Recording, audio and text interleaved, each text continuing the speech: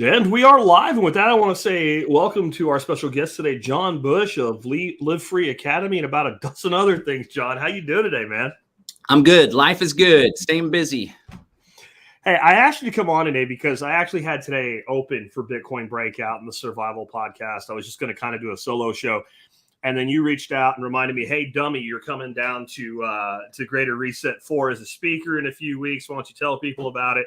And as I set up, I'm like, I should have John on to talk about Bitcoin because he knows a lot about Bitcoin and cryptocurrency. And I haven't had you on the show, other than maybe an expert segment here and there for a long time. So thanks for being with us today. Let's start out of the gate, though. You've got something coming up called Greater Reset. And it's an event. Again, I'm going to be speaking at it. You got a great lineup of people. I'll leave it to you to tell folks who's going to be there. But what is it? What is the Greater Reset? Where did it come from? And what, if anything, does it have to do with something like Bitcoin? Okay, so Derek Bros and I, he's one of my close activist allies, known him for 10 years. When we started hearing all the buzz about the Great Reset, that's the World Economic Forum's effort to create more centralization, more surveillance, usher in a technocracy, which is like rule by scientific dictatorship, basically. I like to call it New World Order 2.0. Everyone's freaking out about it. And most people in the freedom movement, truth movement, their response is to write articles and watch documentaries. So we're like, why don't we empower people? So Sure. They want to change the world. We too can change the world. So we launched the first Greater Reset in 2020. And it's basically an effort to empower people, inspire people, educate people by bringing together visionaries, speakers, authors, activists, entrepreneurs, just doers, people that are doing really cool stuff in the world with a focus on action and solution, and provide a platform for these folks to share what they're doing to opt out of the Great Reset. We're now in our fourth iteration. It's simulcast from Morelia, Mexico, where Derek hosts the sessions, and from Bastrop, Texas, where I'm hosting, where you'll be joining us. In Bastrop, we're going to be joined by Jack, of course. We got Dr. Ken Berry, got this really cool guy named Alex Zeck that does a lot of work in the health freedom movement. Myself, Rebecca, really Texas Slim. He's been doing a lot of great work. We've been following him and promoting a lot of stuff that he does. So super excited for folks. And at the end of the day, what's most important, more so than the speakers, is the community, the networking opportunity, and just getting together with like-minded people and working together to create freedom. The theme is co-creation. So we're going to bring people together, and we're not just going to do a one-off event and then it's over. We're going to come together so we can build a better world. And so what I'll add to that is, if you're watching a live video or watching the video in the future, right down below the video in the notes, there is a link, and it will take you over to where you can learn more about this event in Bastrop, the Greater Reset 4, where you can meet me, John, and a bunch of other real cool people.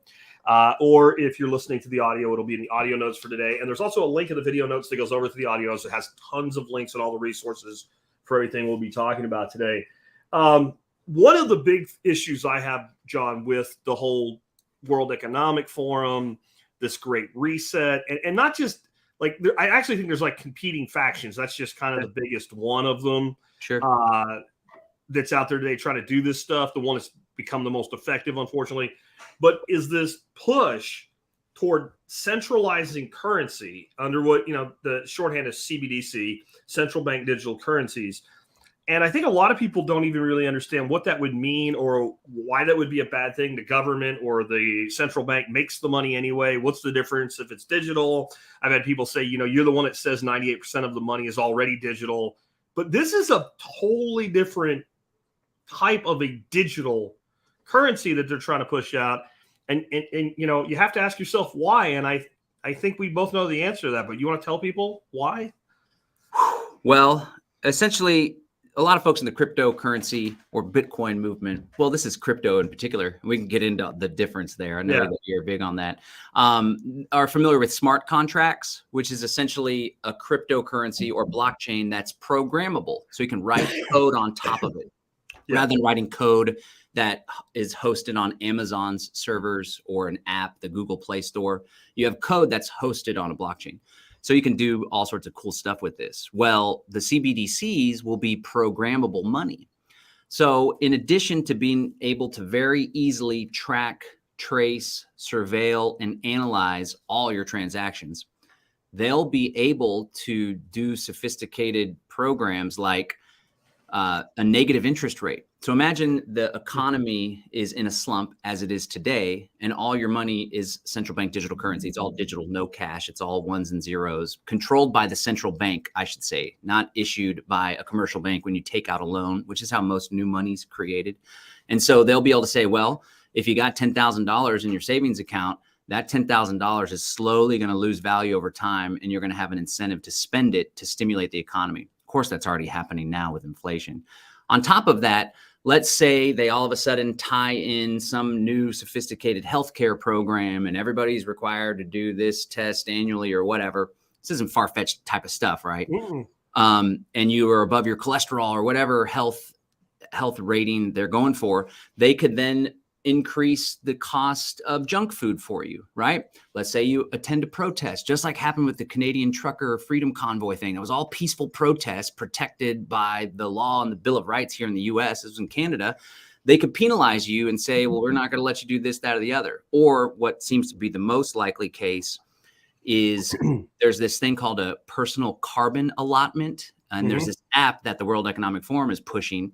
And so let's say your household is only allowed a certain number of carbon credits per month.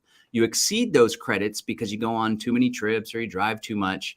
Now, all of a sudden, you're going to be paying a tax in order to get an airline ticket, or perhaps you'll be shut out of the airline ticket, or you can't travel out of the city, all this stuff. It's going to interlock the digital ID, the vaccine passport, which is going to be more than just for vaccines. It's going to be about your liberty and your right to travel freely. And they'll tie that in with the central bank digital currency and eventually a social credit score, which corporations already have in this ESG thing. Yeah. So, this is slowly, but it's a frog in the boiling pot thing. So some people are skeptical, like that could never happen, but it is happening in other parts of the world. They're testing it in the US, and it's only a matter of time before this is fully implemented and accepted. So the thing to do is to preemptively opt out by learning these decentralized, uncontrollable technologies like Bitcoin and figuring out how to use them and finding other people to use them with now. When people say a thing can't happen, I often say, well, look at what has happened. Yeah. So let's not even worry about the COVID thing or whatever. Look at the ESG thing that you mentioned. So the ESG thing is really pushed by WEF, World Economic Forum. And it basically is corporations saying, we're going to do these things in an environmentally friendly way. We're going to have a certain program or whatever. Now, if you look at the number of big corporations, publicly traded corporations that are ESG, it's almost all of them. Now, if you went back 10 years ago, that wasn't the case. So in a decade, we've went from none of them doing this to all of them doing this. And one of the prime drivers of this is a company called BlackRock. And BlackRock is the largest investment firm in the world. And they just basically said, if you don't do ESG, we won't put you into our portfolios with our investment funding. Yeah.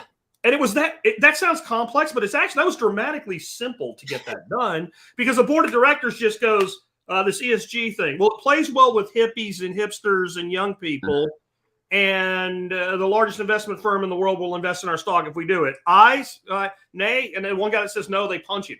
Right, and they throw him out the window forward because fiduciary responsibility or whatever. So that happened in the last decade, and no one even, other than a very small group of us, even paid attention to it. Mm-hmm. Yeah. There's all these mechanisms. Essentially, one of these methods that the quote unquote New World Order, World Economic Forum, if you want to get specific, right? These Klaus Schwab types, they in many cases circumvent national governments. Now, in many cases, they actually have Justin Trudeau like part of their system and their program, right? But oftentimes they can go around the need for a legislature to pass a law by influencing corporations. Part of the World Economic Forum's effort is this fourth industrial revolution and this concept of impact investing.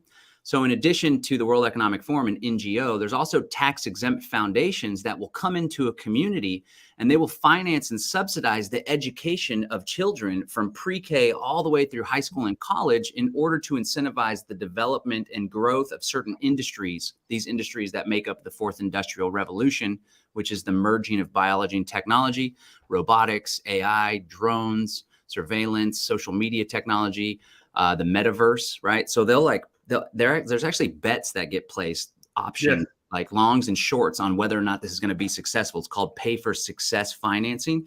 So they're coming at us from all angles. And like you said, the ESG thing is happening. It's happening slowly but surely, and we need to wake up to it. And the question is, it's not like, let's freak out about it or let's whine or cry about it. It's like, what are we going to do about it? Yeah. So one of the solutions that you and I have taught for years, I mean, you go back so far with Bitcoin, I put in the show notes today, you drove the Bitcoin bus across the country when most people didn't know what Bitcoin was. People were sending you Bitcoin as like a project to prove you could use Bitcoin. Mm-hmm. And basically your deal was you had to get all the places you wanted to go and pay for everything you needed with Bitcoin. And you were able to do that. And that was, I don't want to say it was 10 years ago, at least somewhere in that range. Yeah. 2014. And so we've promoted Bitcoin and other cryptocurrencies over the years. I've moved more toward pretty much Bitcoin only guy myself, but I don't crap all over everything else. It's just my personal choice. Sure. But I told you when we were leading up to this, I do 5 shows a week. I do a Bitcoin show on Tuesdays, and it's my least attended show. We had about 50 people in the live audience. Now, usually there's like 400, 500 people.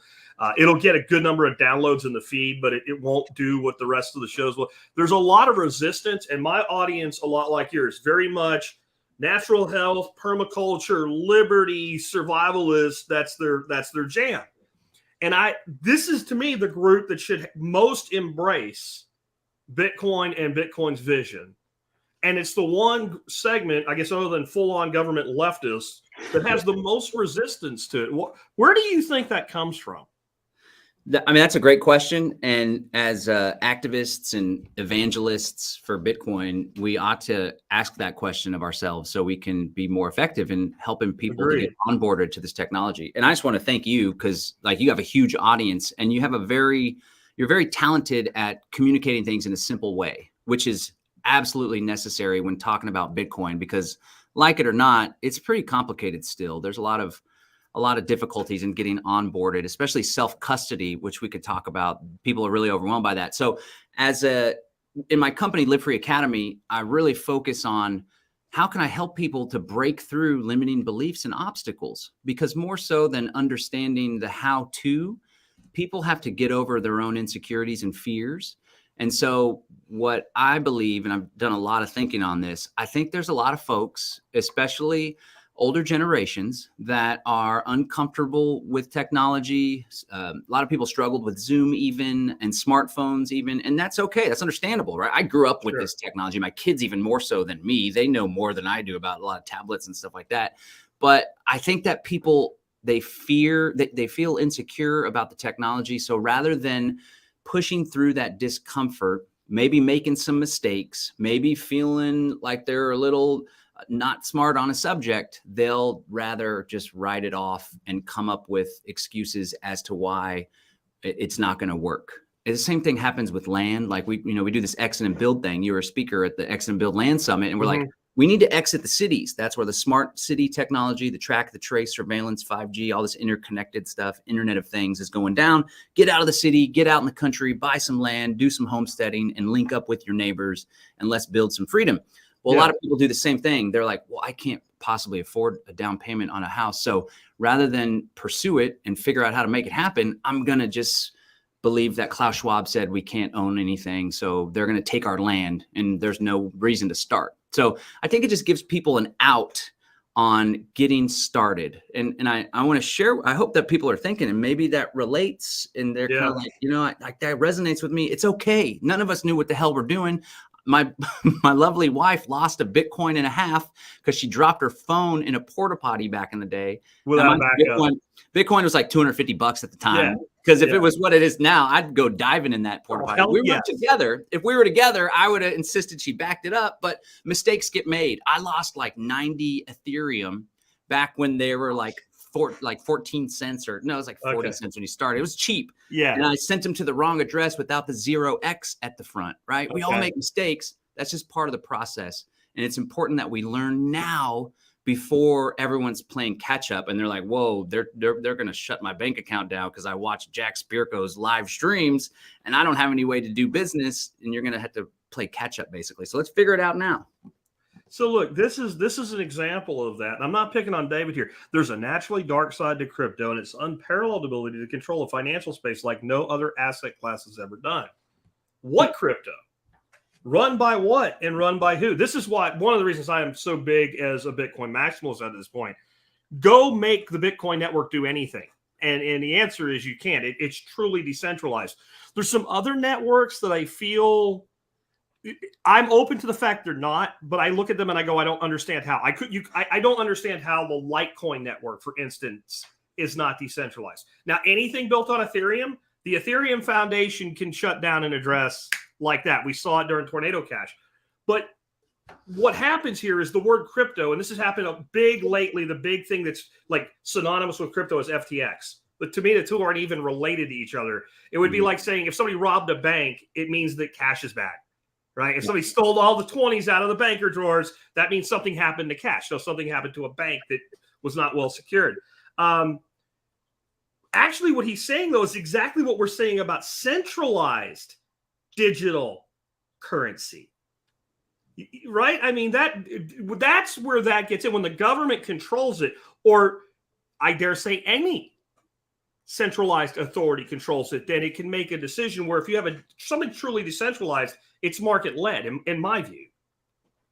For sure, and you're right. And when it comes to Bitcoin versus cryptocurrency, so I guess Bitcoin stands on its own, and then cryptocurrency is every other crypto decentralized, not all decentralized technology besides Bitcoin. And so the cool thing about Bitcoin, and the best thing that Satoshi Nakamoto did, in my opinion, was gift this technology to the world, the source code and the white paper, and then get the hell out of the way. Because now we truly have a decentralized currency, a decentralized means of exchanging information and storing information in an immutable way, which means it can't be changed. We don't have that with other coins, cryptos, like Ethereum especially. We have it with Monero and some other ones. That would be another one I would put on the list of if a fellow maximalist that's also a purist wants to say that Monero is not decentralized, I would love to have you on my show and you can explain to me how that works. Because from my analysis, I don't see how I'm not saying it's not the market dominator that Bitcoin is, and it probably never will be. And I think it actually has more threat on and off ramps, which something we'll talk about later, because it's more feared because it's fully anonymous. But I don't see how it's not decentralized. No, it is. And you just ask yourself, like, can it be controlled? Like, the guy Daniel's comment seemed more like he was talking about central bank digital currencies than crypto. And you're right. Ethereum, they recently switched to proof of stake, which means you can basically make decisions on the network if you hold Ethereum. With Bitcoin, it's proof of work, which means in order to make decisions or have an impact on the network, you got to put together a whole lot of computing power, which takes a lot of money to buy these computers, which takes a lot of energy to operate these computers. And so a lot of people fault Bitcoin for the energy use, but in reality, it's the energy use that secures the network. So because there's like 40,000 plus different nodes hosting the Bitcoin blockchain, and because there's scores and scores of different miners, people operating mining computers that verify the transactions and add them to the blockchain, you literally would have to coerce or compel almost everybody on the network, or at least a significant majority of the people on the network, to do your bidding in order to shift things. And I'm not going to say it's impossible to happen. And there has been some shady activity, like with the whole block size debate. I don't know if you want to get into that, but there was like some censorship and all sorts of control going on there. And a big corporation Blockstream that doesn't have the best players behind it ended up influencing things. But it birthed the Lightning Network, which I was skeptical about in the beginning, but now it seems like it's working pretty well. But anyway, Bitcoin's truly decentralized, and it's this proof of work consensus mechanism that allows that. So for all the fear out there that the government's going to shut it down, they're going to ban it, it's going to be manipulated or hacked, I like to ask people, Bitcoin's been around for 14 years now. How many more years have to go by with Bitcoin working as promised before people let go of that possibility of it failing or being controlled? I think part of this comes from this misguided belief that the government is all powerful and can do anything that it wants, right? I actually believe that if the government could have killed Bitcoin, I think it probably got by under the radar until it kind of spread out because they're like, no, this isn't going to work. But once it got into the wild, so to say, If they could have killed it, they would have killed it. Like, why would they would have killed it? But there's, even in our governmental system, which is crooked as shit, there is a court system. It is a complex court system to get through. It's hard to make a case that this thing is a security. That's the other thing. I think a lot of these crypto assets, you know me, dude, I'm a fellow anarchist. There would be no state, but there is a state. And when I look at U.S. securities regulation in particular, 90% or more of what people call crypto assets, to me, legally fall as an unregistered security. If you made me swear on a jury and I swore on my honor to judge the law as written, I'd be like, security, security, security, security. Bitcoin isn't. So it seems like you don't have that route, though a bureaucrat could change that, I guess, and try to take that approach. But it's complex to try to shut it down that way through direct regulation. But I think if they could have thrown a switch somewhere, if some CIA hacker could have just nuked it, they would have done that by now. Yeah, the cat's out of the bag. And I agree with you. There's this Howey test, because we're going to start like this a development fund, and we're going to have to use an SEC exemption, 506C, 506B. So I'm researching that. I also researched it back in the day when I was going to do crypto miner or crypto ATMs, Bitcoin ATMs. But the Howey test is basically, just like to summarize, it's like if you put money into something as a passive player, you're not managing it, you're passive with an expectation of profit. That's the basis of a security. And when you have a corporation or a company or a foundation or an individual that starts a crypto and then you put money into it as a passive player, then the government can come pressure that corporation, that person, that foundation. But with Bitcoin, even if they wanted to call it a security, there's nobody to pressure, there's nobody coerce, there's nobody to pressure to turn off.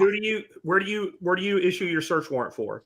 Yeah. Where do you send your cease and desist order to? Yeah. Where's the building with the big B on it? Like I've always said, if your cryptocurrency has a CEO, it's not by definition decentralized. It can't be. It doesn't work that way. If there's a building that somebody could go into and shut the power off, and your cryptocurrency would go away, it's not decentralized. If a couple people could make a decision and force a change on the network without acceptance of nodes, then it's not decentralized. And that's, I don't want to beat this too hard because I want to get into some other things. But one thing that I appreciate you mentioning, people got to break free of this idea that the government, the New World Order, is omnipotent. And I appreciate you saying that. And I see this, like, I'm a fan of Elon Musk. I honestly, he's not perfect in any way, but I do believe he's like genuinely trying to do good in this world. He's not a bad actor, in my opinion. Who knows? Maybe Bill Gates is genuinely trying to do good, but those guys really seem like psychopaths. But nonetheless, he's doing all these cool things with Twitter and like totally throwing haymakers at the FBI and the COVID agenda, which is one of the best things to happen to this World Economic Forum's Great Reset agenda. In fact, they probably initiated it as part of, in conjunction with all their folks. But anyway, everyone's like, no, this is all part of the scam. It's all part of the con. People are incapable of accepting that there can be some powerful people in this world that do some good, or that there can be a technology that's literally uncontrollable by the government. So I'm an optimist. I think the government's weak. They're fractured. They're failing at their effort to vaccinate the world. People are starting to see that the emperor wears no clothes, and that should give people hope. And people got to break through this limiting belief that it's hopeless, and no matter what we do, they're going to shut us down. They're going to kill us all. They're going to take our land and take our guns. And nobody taking any guns and land here in Texas, Jack, and you know that better than most. So I appreciate that on the omnipotence question. Yeah. This is interesting to me, too. So I find this really ridiculous. Zippity-doo quirk or whatever. He said Elon Musk loves those check marks, and that is a part of the credit scoring system for individuals, governments, and corporations. I look at that and go, so you don't know how it works. You don't know what it is. You don't know what it does. I have my $8 a month blue check mark. It's a marketing product. It gives me broader reach. There's no KYC involved at all. All they did was analyze my feed and go, yeah, he is who he says he is, and put something on there that says I am. There is a segment in our world of people that everything is the new world order. Everything is the beast. Everything is a woman. No matter what it is, it's all coming to get us. And I wonder how these people are ever going to break out of this place they live in, because I have to imagine they're not out doing the stuff we talk about. They're not out homesteading. They're not out building a separate business. All they're doing is sitting in this bubble going, everything sucks. Everything sucks. And to me, I don't know. I think I'd jump off a building if that was me. Like, I'm here to live my life and make things happen. And when you point out a similarity in a tool, I would point out a similarity in a weapon. So if I had my fortification and I knew people were going to come at me with automatic weapons, I would want automatic weapons to fight back with. If you're going to use a certain type of technology against me, I want an analogous technology to use against you. Yep. Yeah, for sure. And I got my blue check mark too. I didn't have to put a phone number. If you're required to put a phone number, oftentimes they can identify who you are with the phone number. I wasn't required to do a phone number. I got an old email address I don't even use from 2014 or something that's tied to my Twitter account. I think it's another question. I already brought this up too about people that don't want to get into the Bitcoin because they don't understand it. Yeah. It's a lot easier for people to think it's hopeless and there's no point to try than it is to go out and learn permaculture or to learn how to do crypto or to step out of their comfort zone and go to an event like the Greater Reset, because traditionally they're introverts and they feel insecure around people they don't know. That's hard for people, and they would rather just make excuses than go out there and do the work that's needed. But like you said, my life, I feel more free than ever in spite of the tyranny, in spite of Biden's scams and schemes and the World Economic Forum. Like me and my community here in Central Texas and the TSP community and Nicole's GSD community, like we're living the good life and we're experiencing true freedom. It seems like that. Like we're getting all these things done. We're building all of these networks. We have all this interchange. And for some reason, it seems like our virtual communities attract a lot of people that their only purpose is to tell us that it won't work. And I just wonder, what are those people doing? What is your proposed solution? So if you're one of the snipers in the comments here, tell us your proposed solution instead of your proposed problem. Let's talk about something else, though. So we did have the whole debacle with FTX. And I was asked to talk, because obviously I'm big in the Bitcoin space, have been since 2013. And so I was like, talk about this. I basically said, look, if you did what I said, nothing happened. It didn't affect you. So don't worry about it. But when that happened, the one thing I capitalized on right away was I wrote an article on self-custody. You did a workshop on self-custody, because finally people were like, holy crap, how do I do this? So I have tons of people that they're holding their Bitcoin on Bittrex or Coinbase or Strike or Swan or whatever. And I love all these companies for buying Bitcoin. I have no problem with them for buying Bitcoin. But could you explain in your words, what is self-custody and why is it so important? And why should we not hold our Bitcoin on an exchange? Okay, it's a great question. And your article was incredible. Super, like I said before, super simple to understand. And so understandably, people get uncomfortable with the prospect of moving your coins out of an exchange, which has a familiar feel. It's kind of like your PayPal account. There's a customer service. There's a company you can call if there's trouble, right? Oftentimes they won't do anything, especially if they go bankrupt.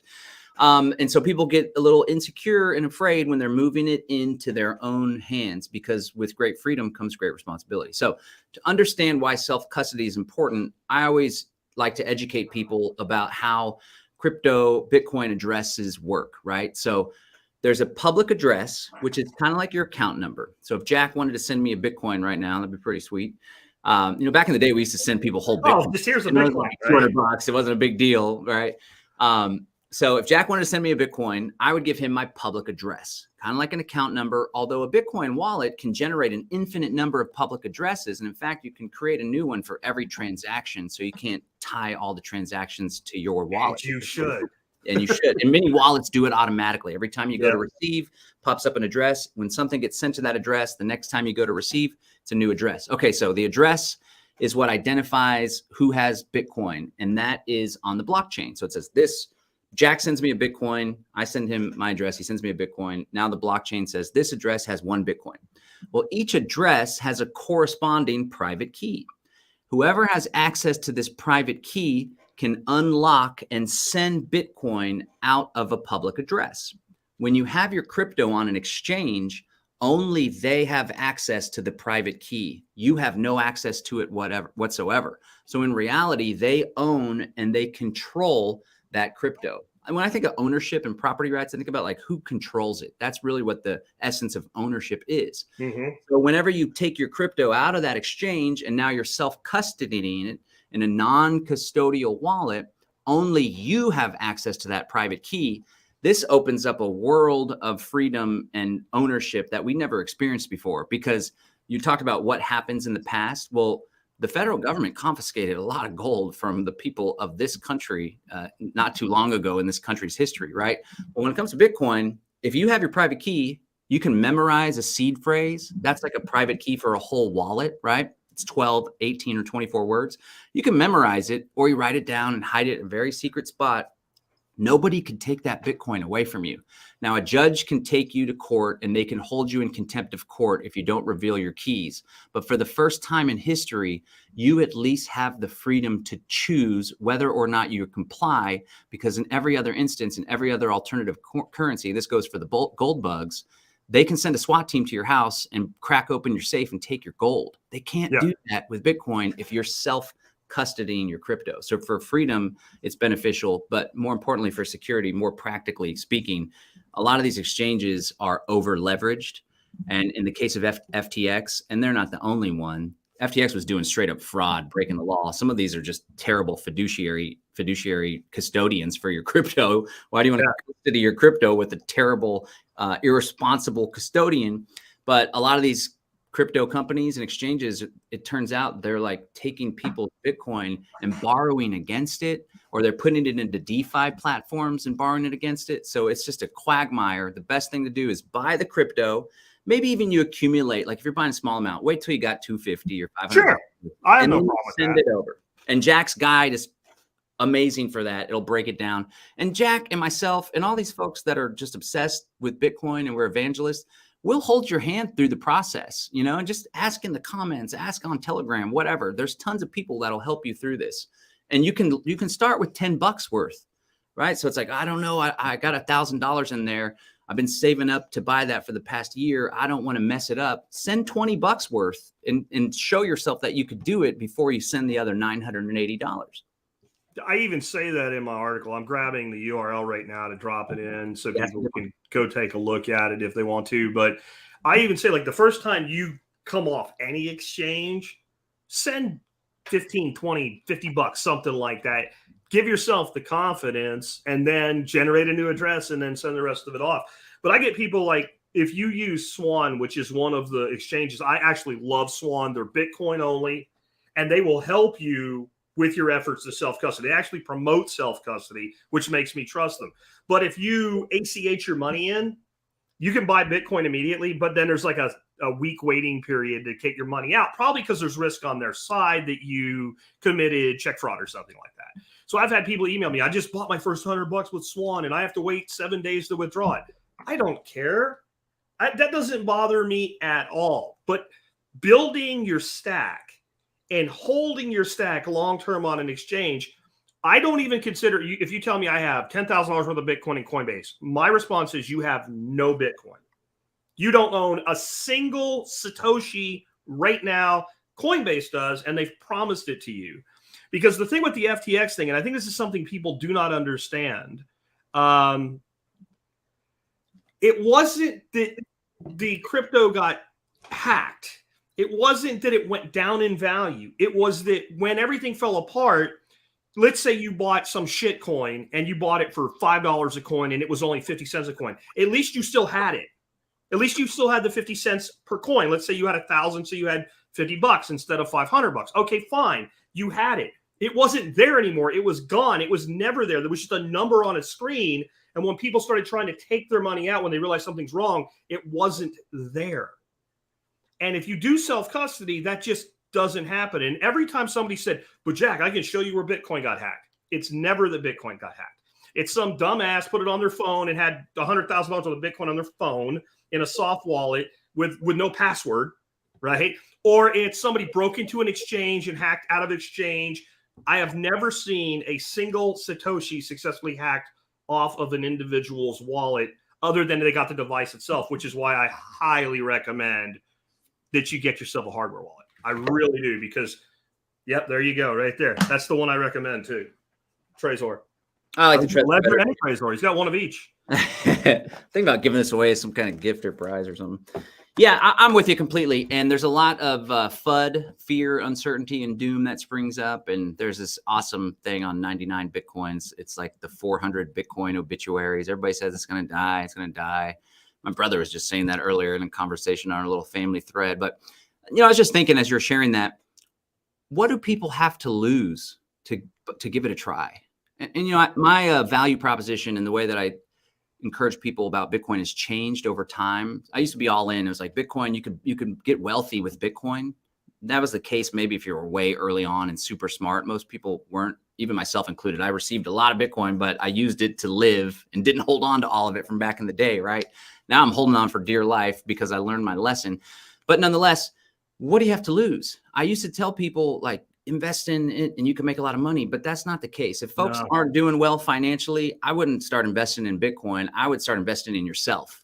Learn some skills, take an online course, find a coach, go to meetups, right?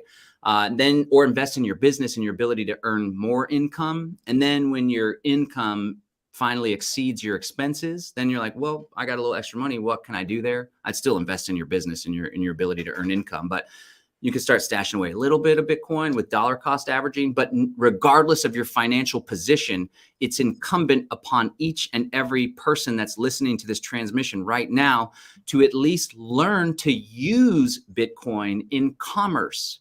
Because I tell you what, the central bank digital currency system is being implemented. It's not an if, but a when.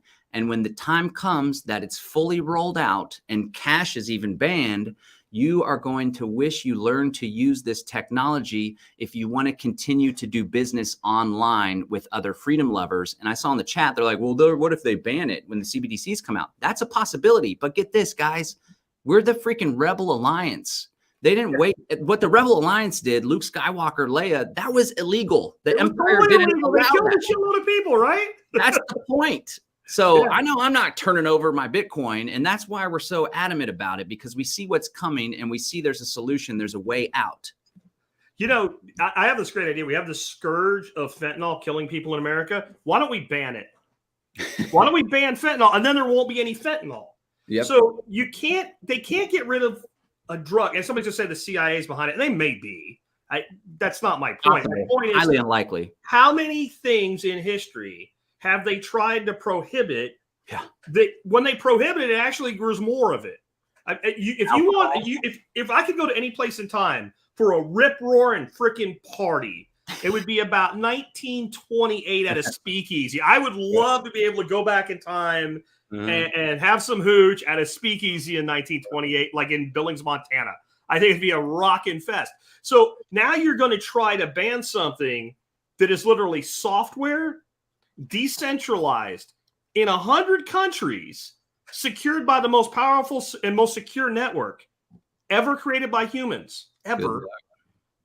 Good luck with it. It's software. It's software and it's a blockchain. And so I've even had people say, well, what if they make it where you can't download it? Like, have you kept a copy of shit? I mean, I think one of the big problems people have is, you tell people to get a hardware wallet. And so what people are thinking right now that are watching the video anyway versus listening to the audio, I'm holding up a hardware wallet. I think, well, Jack's Bitcoin is in that hardware wallet.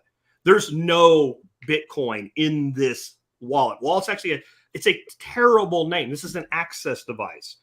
My Bitcoin, your Bitcoin, everybody's Satoshis exists in the blockchain.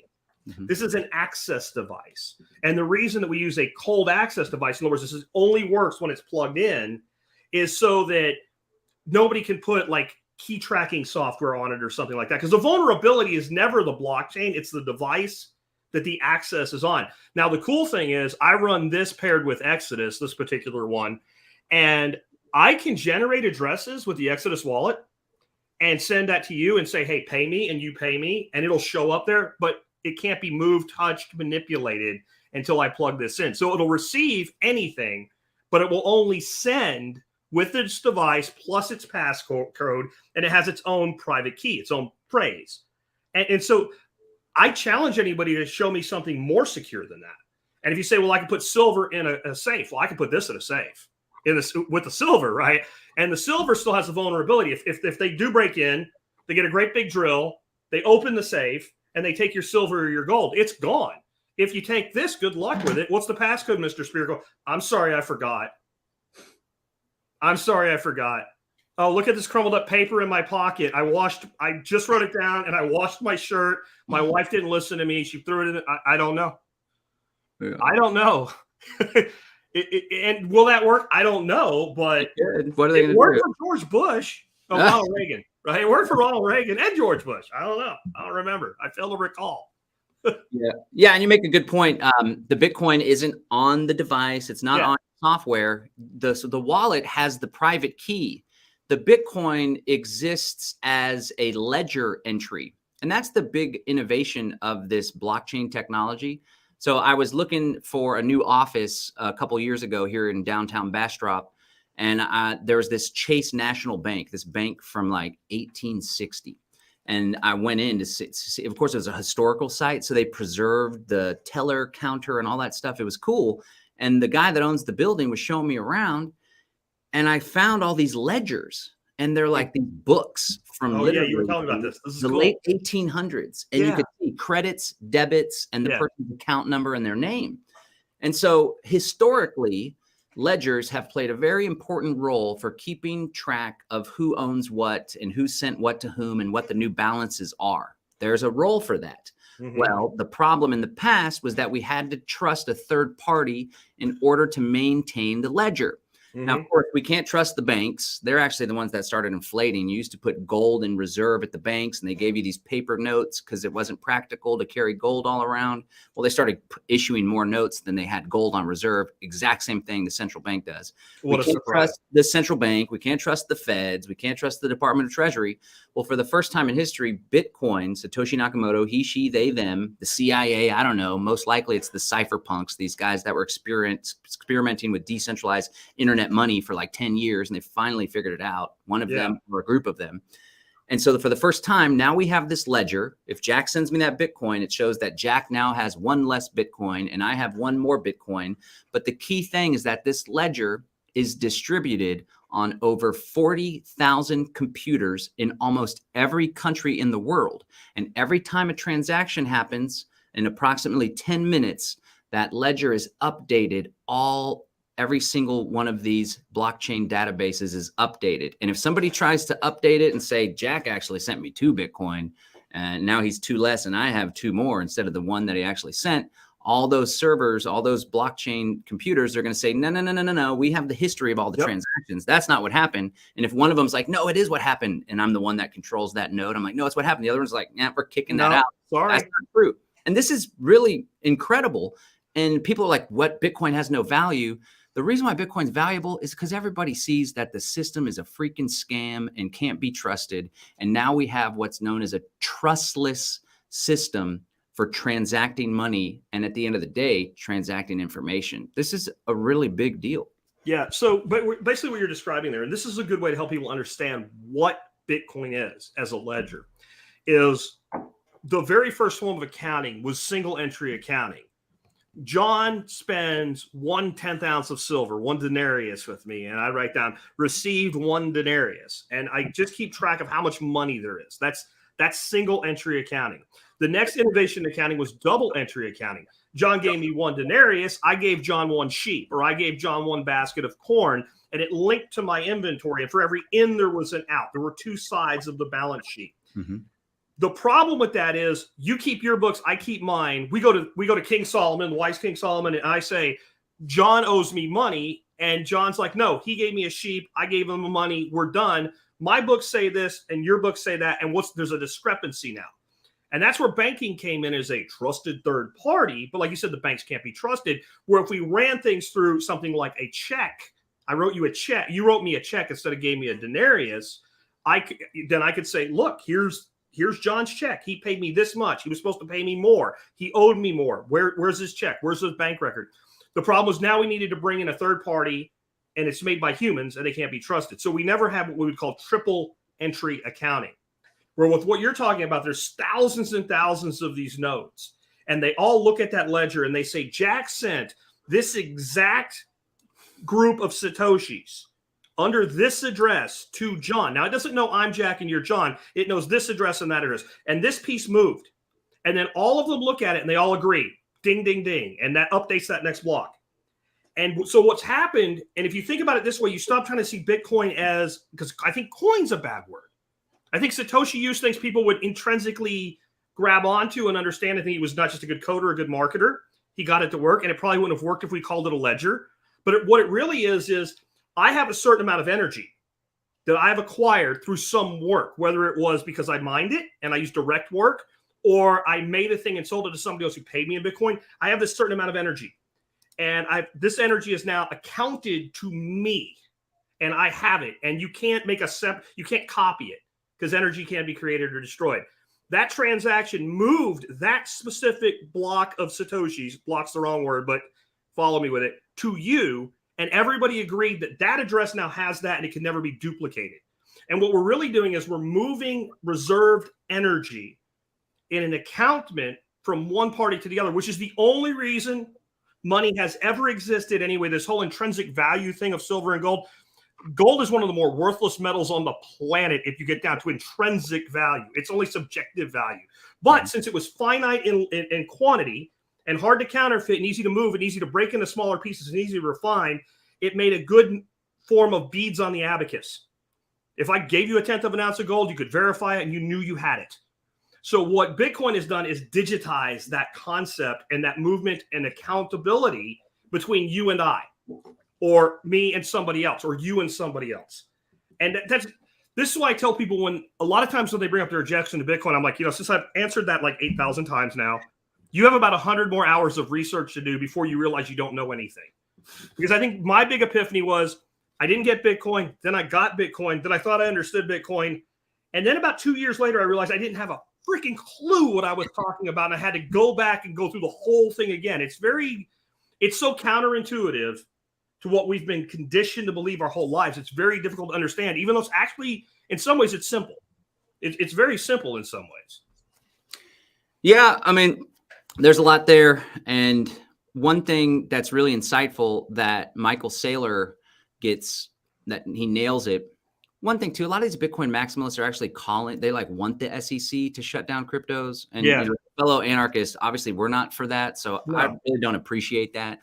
But nonetheless, Michael Saylor has contributed significantly to the Bitcoin space, and I appreciate his ability to communicate the value of Bitcoin. And like you said, with the energy thing, that's one of the things that I'm still barely wrapping my head around, because I hear Saylor say it, and it's just kind of it's one of those things where you got to pause it and roll the video back and be like, wait a second, what did he just say? And it's literally because it takes mass amounts of energy to create Bitcoin, right? So literally what's happening is these mining computers, there's multiple different players in the network, all decentralized. You got developers that are helping improve the software, the open source software that is the Bitcoin client, right? You have nodes that's hosting a blockchain where you got the whole database of all the transactions from the very beginning. You have wallets and wallet developers. That's the software that interfaces with the blockchain, creating public address private key combinations and enabling users to sign a transaction with the public address and send Bitcoin to someone else or receive it, right?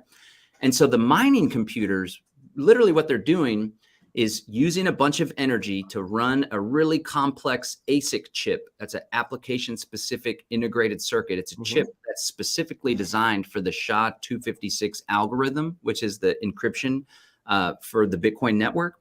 And so you got to take all this energy to run this computer really fast, really hot, in order to see who can figure out a magic number first. This number is known as the knots, right?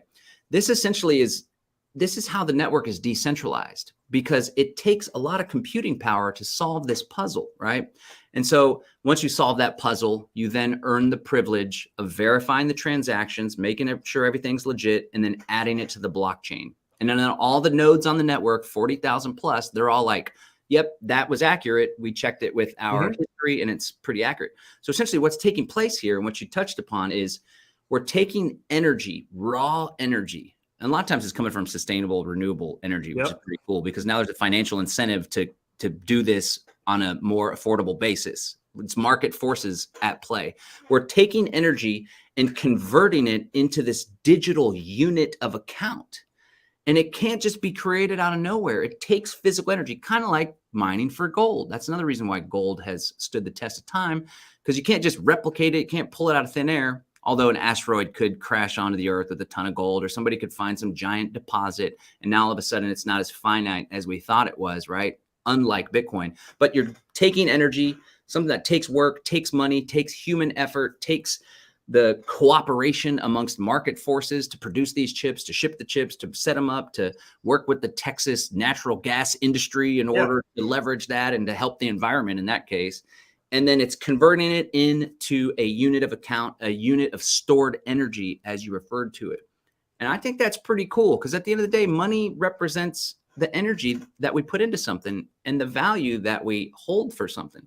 And it's a big freaking deal. And people got to get over these limiting beliefs and these objections, which are always broken down. And if you can get over your own ego, you'll see like, wow, there's something to this. Maybe Jack and John are right, and I should give it a shot. And we've been talking about this before the CBDC thing was right on the verge of being implemented. Now it's more important than ever, because this is our solution, so we can continue to do business online. We can barter in person. We could trade duck eggs for whatever, right, for the raw milk. But to send something online, it's going to be pretty challenging to use PayPal, Venmo, the CBDC system when you're trying to buy some subversive literature or some health product or whatever. Or if you go online and offline both, though, because the whole reason money was invented, let's say I sell duck eggs, and let's say you lived across the street from me instead of 4 miles south of me, and let's say you had quail, and you're like, Jack, I need 2 dozen duck eggs. I'll give you some dressed quail. And I was like, my wife doesn't eat quail, which is why I don't keep them. Or I have my own quail. Well, now we're at an impasse, right? The entire reason we came up with a means of an accountability with value exchange is because you don't always have what I need, and I don't always have what you need. What I have is my ability to create value, and you have yours, and I've done something for the value that I have.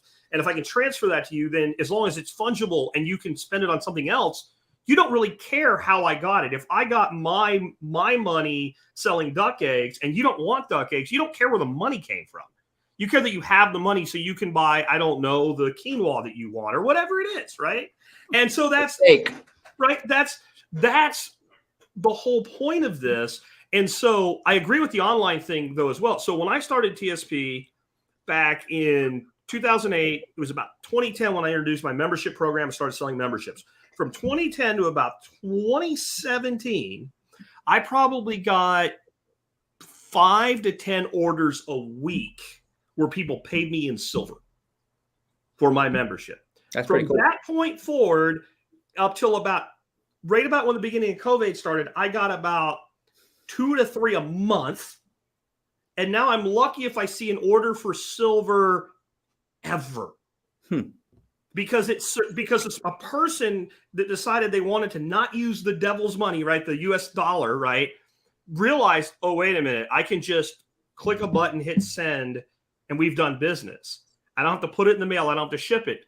And I'll tell you the other thing about the silver, because this is your silver bugs. If you're doing business further than your neighbor, I would say 1 in 10 times that people sent me silver in the mail, somebody in the U.S. mail system stole the frickin' silver out of the mail. I would get envelopes that were cut open and things like that because they would figure out there was something in there. I've never had a Bitcoin transaction, or to be fair, any crypto transaction ever intercepted in the middle of the transaction. No, can't be done.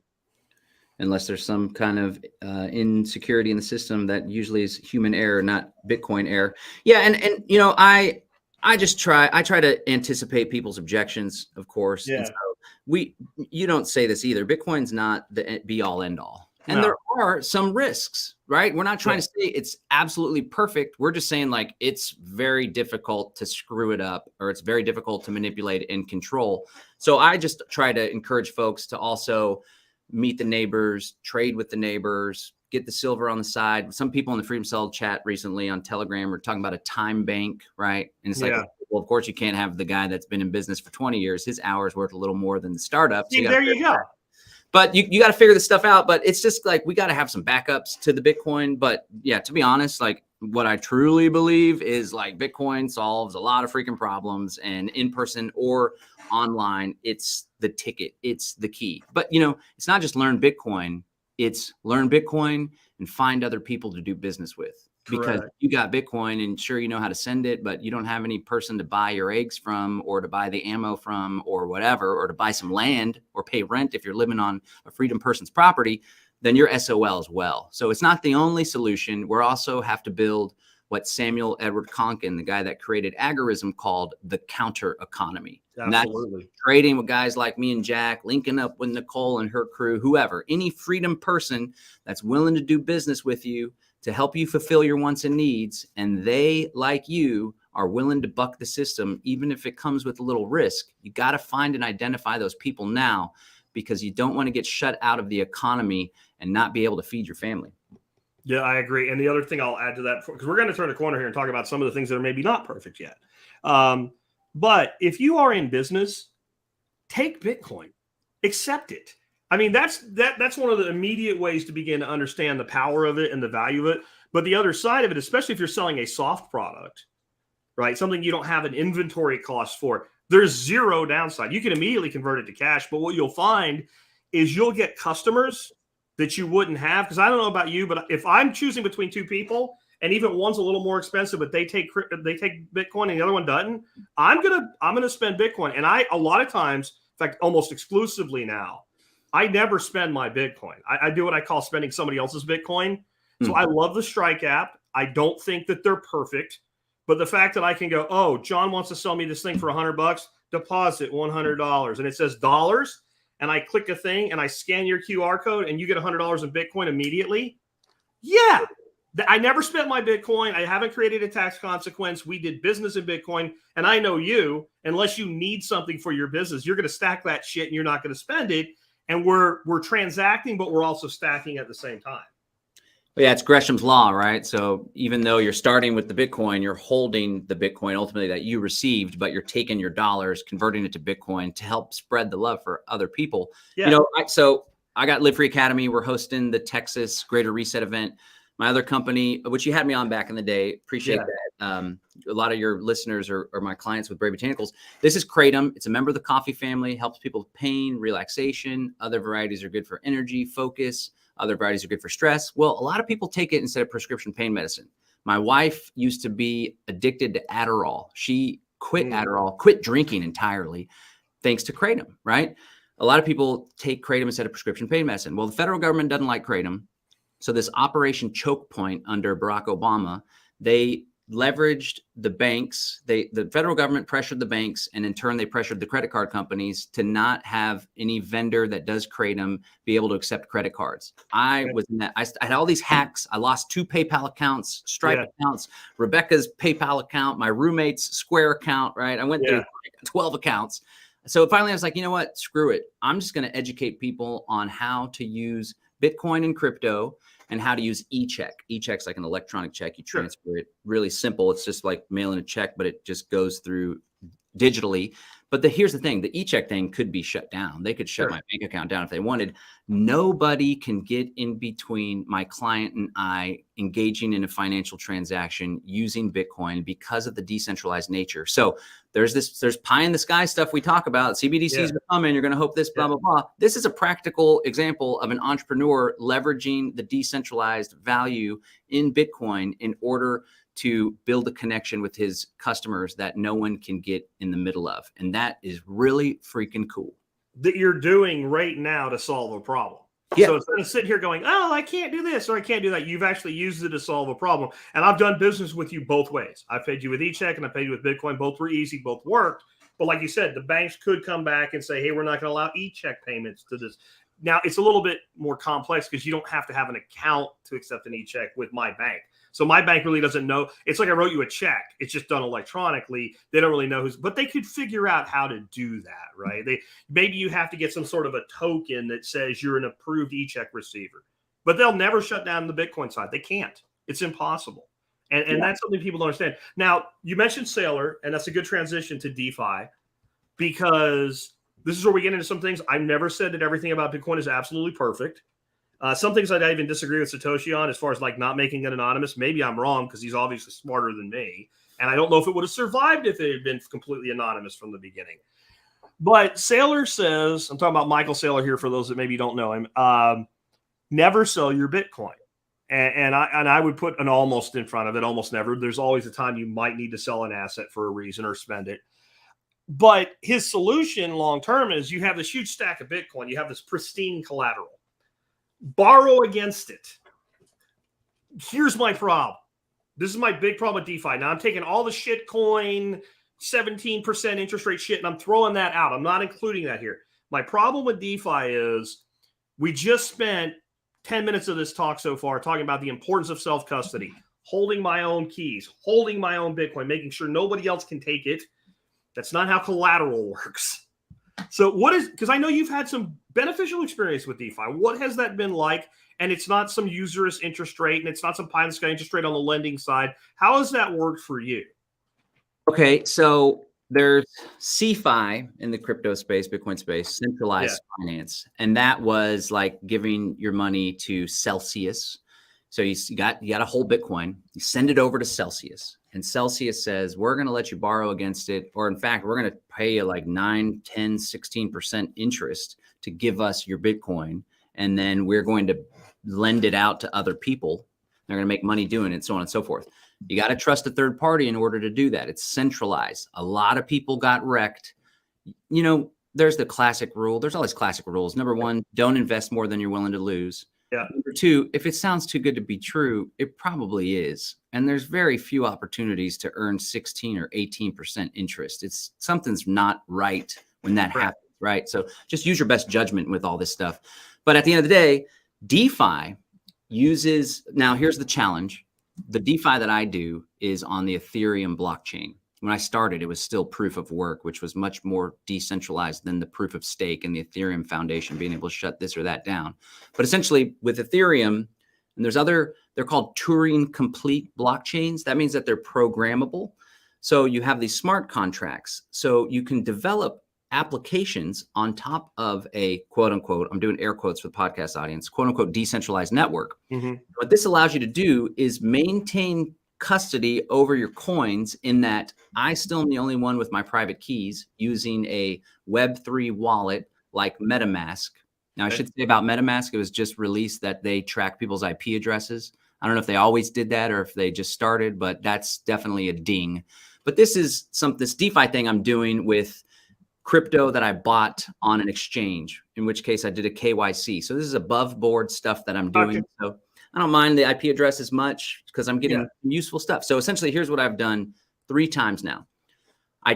Originally I took $5,000 worth of Ethereum. Okay. I supplied it to the Compound DeFi platform. That involved me sending it from my exchange to my MetaMask wallet, linking my MetaMask wallet with this smart contract, and then providing it, supplying it to the smart contract, right? I earned, 1% interest or so. Sometimes it was 0.5. It fluctuates based on the demand for borrowing a particular currency and the demand for supplying a particular currency, right? And so what I did, I lent the 4,000, I lent the 5,000, I borrowed against it. When you borrow against it, they give you a stable coin usually, right? So I used Tether. So I put 5,000 in, I borrowed like $3,500 against it. You can't exceed a 75% collateralization ratio. This is when I first started doing it. I learned how to make it more of a conservative, decentralized finance thing. And I'll share what I did. But anyway, put my $5,000 of Ethereum in, borrowed like $3,000, $3,500 against it, used that money, took that stable coin. That's a cryptocurrency that's pegged to the United States dollar. They're tokens on the Ethereum blockchain in most instances, converted it to cash, and paid a painter to paint our house. Now, I found somebody that was like, hey, I'm a painter. I would have taken the crypto, so I could have cut out the conversion. Then over the next month or two, I paid it back in a series of payments. I get to pay it back however I want, right? And I got my supplied crypto out of that smart contract again, and I withdrew it, and everything worked fine. Now, the risk is if the value of that $5,000 that I put in drops, and all of a sudden the 75% collateralization ratio, it goes underneath 75%. The 3,500 is less than 75% of the 5,000 because the $5,000 worth of Ethereum went down in value, then you can be liquidated. Those are other players in the DeFi space that go and buy your position out. You keep the stable coins, which is usually less than what you supplied, right? Yeah. This once it worked. Then we're going to buy solar panels. And this is all useful stuff. It's not speculating or borrowing so I can get a better position in my trade, right? Yeah. Which is very risky, but a lot of people do it. It's greed that takes over in those instances. And the exchanges are willing to play along with that greed as much as possible. Anyway, I did it again to pay for the down payment on our solar system and our Tesla Powerwalls. This time I had like $10,000 or $12,000 in there, and I borrowed $5,000 worth of crypto. By now I was starting to learn, okay, the market's starting to get a little more volatile. My good friend got wrecked and got liquidated. And I was like, bro, I don't want that to happen to me. So now I had a chunk of Ethereum. I had some wrapped Bitcoin, which is an Ethereum token that's equivalent to the price of Bitcoin. Now, mind you, there's risk in this because these coins can become depegged, which means they're no longer equivalent to one Bitcoin, one wrapped Bitcoin. And this has happened before. So this is not without risk. But I also included some stable coins to make the position more conservative because the stable coins will always be worth $1. That's not true. They could be depegged, but in most instances they will. So I did this again to pay for the down payment on our Tesla. So these were 3 times. Actually, I did it a 4th time to pay for the deposit when we expanded our office. I currently have about 15K or so supplied. I'm earning interest on that 15K. I'm paying interest on the like 3,000 or 4,000 that I have left borrowed from the last time I took a loan out from it. But the thing that's cool is the amount of interest I'm earning is taken off of the amount of interest I'm paying. And at the end of the day, the interest rate, generally it varies, is something around 0.2%. Okay. This isn't without risk, but it's enabled me to take cryptocurrency that I purchased that went up in value to benefit from that capital in order to do financial exchanges and not have to sell the crypto. That's key. According to this guy, Kirk Phillips, he's known as the Bitcoin CPA. I did a Meet the Expert session with him for my members. He said in that process I just explained, there's no taxable events. I know there's no taxable events. The risk is my concern and the function of the system, because one thing that has been hacked is various Ethereum smart contracts. Yep. And I think we're starting to see things done with what are called Fediments, which is like a layer on top of Lightning with pure Bitcoin. And I think there's promise there. We need this, to me. We need it on Bitcoin. That'd be the best. What's that? We need it on the Bitcoin blockchain, ideally. Yeah. Well, I don't know you'll ever have it on the base layer. Sure. But everything, like people don't get this, like with Lightning. Like Lightning is actually a smart contract that's secured by the base layer, so it's sitting on top. Mm-hmm. So I think it'll be something like that will sit on top of things. But there needs to be a way that I can borrow money. I'm using my collateral. If I fail to keep the collateral balance, that is on me. The lender should be able to take the collateral, but then I'm not even sure about that. Like. It's not the lender. It's other players who are the lender. The other people are the lender, right? The money has to come from somewhere. Sure. If I borrow money, it's not the bank. It's like, so the bank literally writes you a check drawn against nothing, and you're promised to repay. When you borrow money from the bank to buy a house, they don't give you $200,000. They don't go, here, John, here's $200,000 of our money. They say, we have a reserve. They have the collateral basically in their bank reserve. And they say your loan is collateralized by your promise and the property itself. Okay. But if the value of your house goes down, you don't get margin called on your house, right?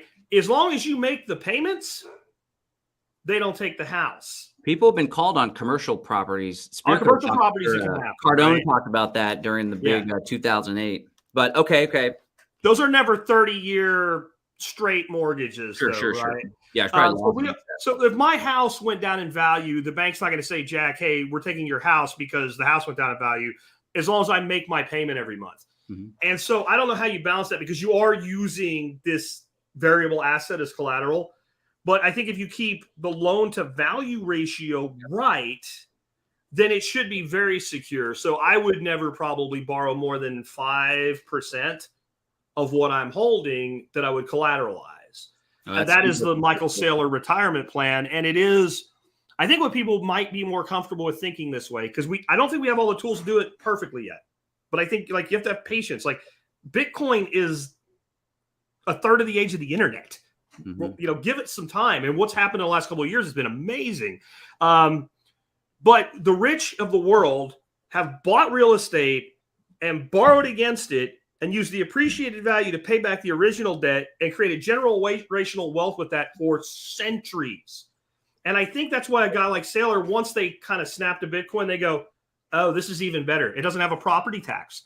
There's no maintenance cost. And I can do the same thing. And what he said is that rich people buy appreciating assets and never sell them.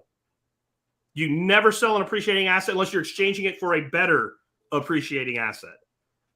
It's one hell of a play. And yeah, so now you're getting into like wealth building opportunities associated with Bitcoin. And it's what the rich folks are doing. And it's what everybody should aspire to do. But it's still, as you said, though, it's early. We still don't have the mechanism with Bitcoin specifically to borrow against it without having to trust a third party. But we'll get there. And because there's a need for it, the market will provide. And everything's happening so damn fast with the Bitcoin stuff. It's like everything happens in a year is like 10 years of innovation in the past. So you can expect it. And there's this whole thing like a whole Bitcoiner, right? So ever since Bitcoin was less than $1,000, I've been just impressing upon people, do everything you can to get to the left of the decimal point, meaning try to do your absolute best to at least get a whole Bitcoin. I've been telling people that since it was 1,000, 5,000, 10,000, 20,000, 30, 40,000. I think you said that on my podcast when it was about $600. You were the first person I ever heard say get to the left of the decimal. And it was a lot easier when it was 600. Now people think it's unattainable, but at the end of the day, it's like 16K now. Could go down, could go. It more likely will go up in time. But you don't have to, a lot of people think you have to buy a whole one at a time. You don't. You can buy $50 worth. You can buy a 10th. You can buy a 100th, which would be what, $16 or $160? Yeah. So that's the whole stacking sats thing. And now it's really easy because you could literally buy $5 worth every day or $50 worth every Wednesday at 11 a.m. using Strike, right? And I think this is what people ought to be doing. Now, if you don't have a lot of money, if you're still struggling to pay your bills, maybe you just do a little bit, $100 a month or not. Maybe you take that 100 and you invest in upping your skills. So you reach a point where you can buy $1,000 a month, whatever. Nobody go in and break your bank if you're struggling financially, right? But like I said before, learn to use it. But if you're middle income, if you're on the come up, if you're like, I got some extra money, I sold a rental property or whatever, I still think there's immense value in putting your money into this. And I've pulled back at times because as I've done more with my businesses and stuff, I'm making more money than ever before. Actually, last year I made more money, even though my businesses did less money, because as the businesses started to make more money, I hired more people and expanded our offices anyway. But there's a period where I was like, maybe I should pull back on the investment because the price is all over the place. And I mean, I should just put all the extra money into the business and into the food production systems. Now with all this food shortage scare and all this crap, I was like, you know what? I'm going to put extra money into some wicking beds. We're going to install the chicken coop finally. I'm going to pay my buddy to help me with some projects on the ranch, right? But I always come back to like, man, there's only ever going to be 21 million of these units. And it's estimated 2 to 3, maybe 4,000 are gone forever because of user error or whatever. Everybody's going to want these as more and more people realize that the system is rigged, fake, phony, a house of cards. This Russia stuff. Now, foreign governments, sovereign nations, they're not sovereign, of course, but they pretend to be. They're like, oh my God, the Western powers can all of a sudden freeze the assets we have in central banks. Wow, that's a use case for countries like El Salvador, right? And Brazil and all these countries experimenting with it because they can hold that money. It's the same use case that we can have.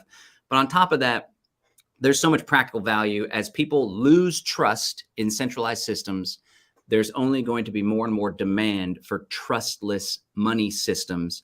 And we're still way early in Bitcoin adoption.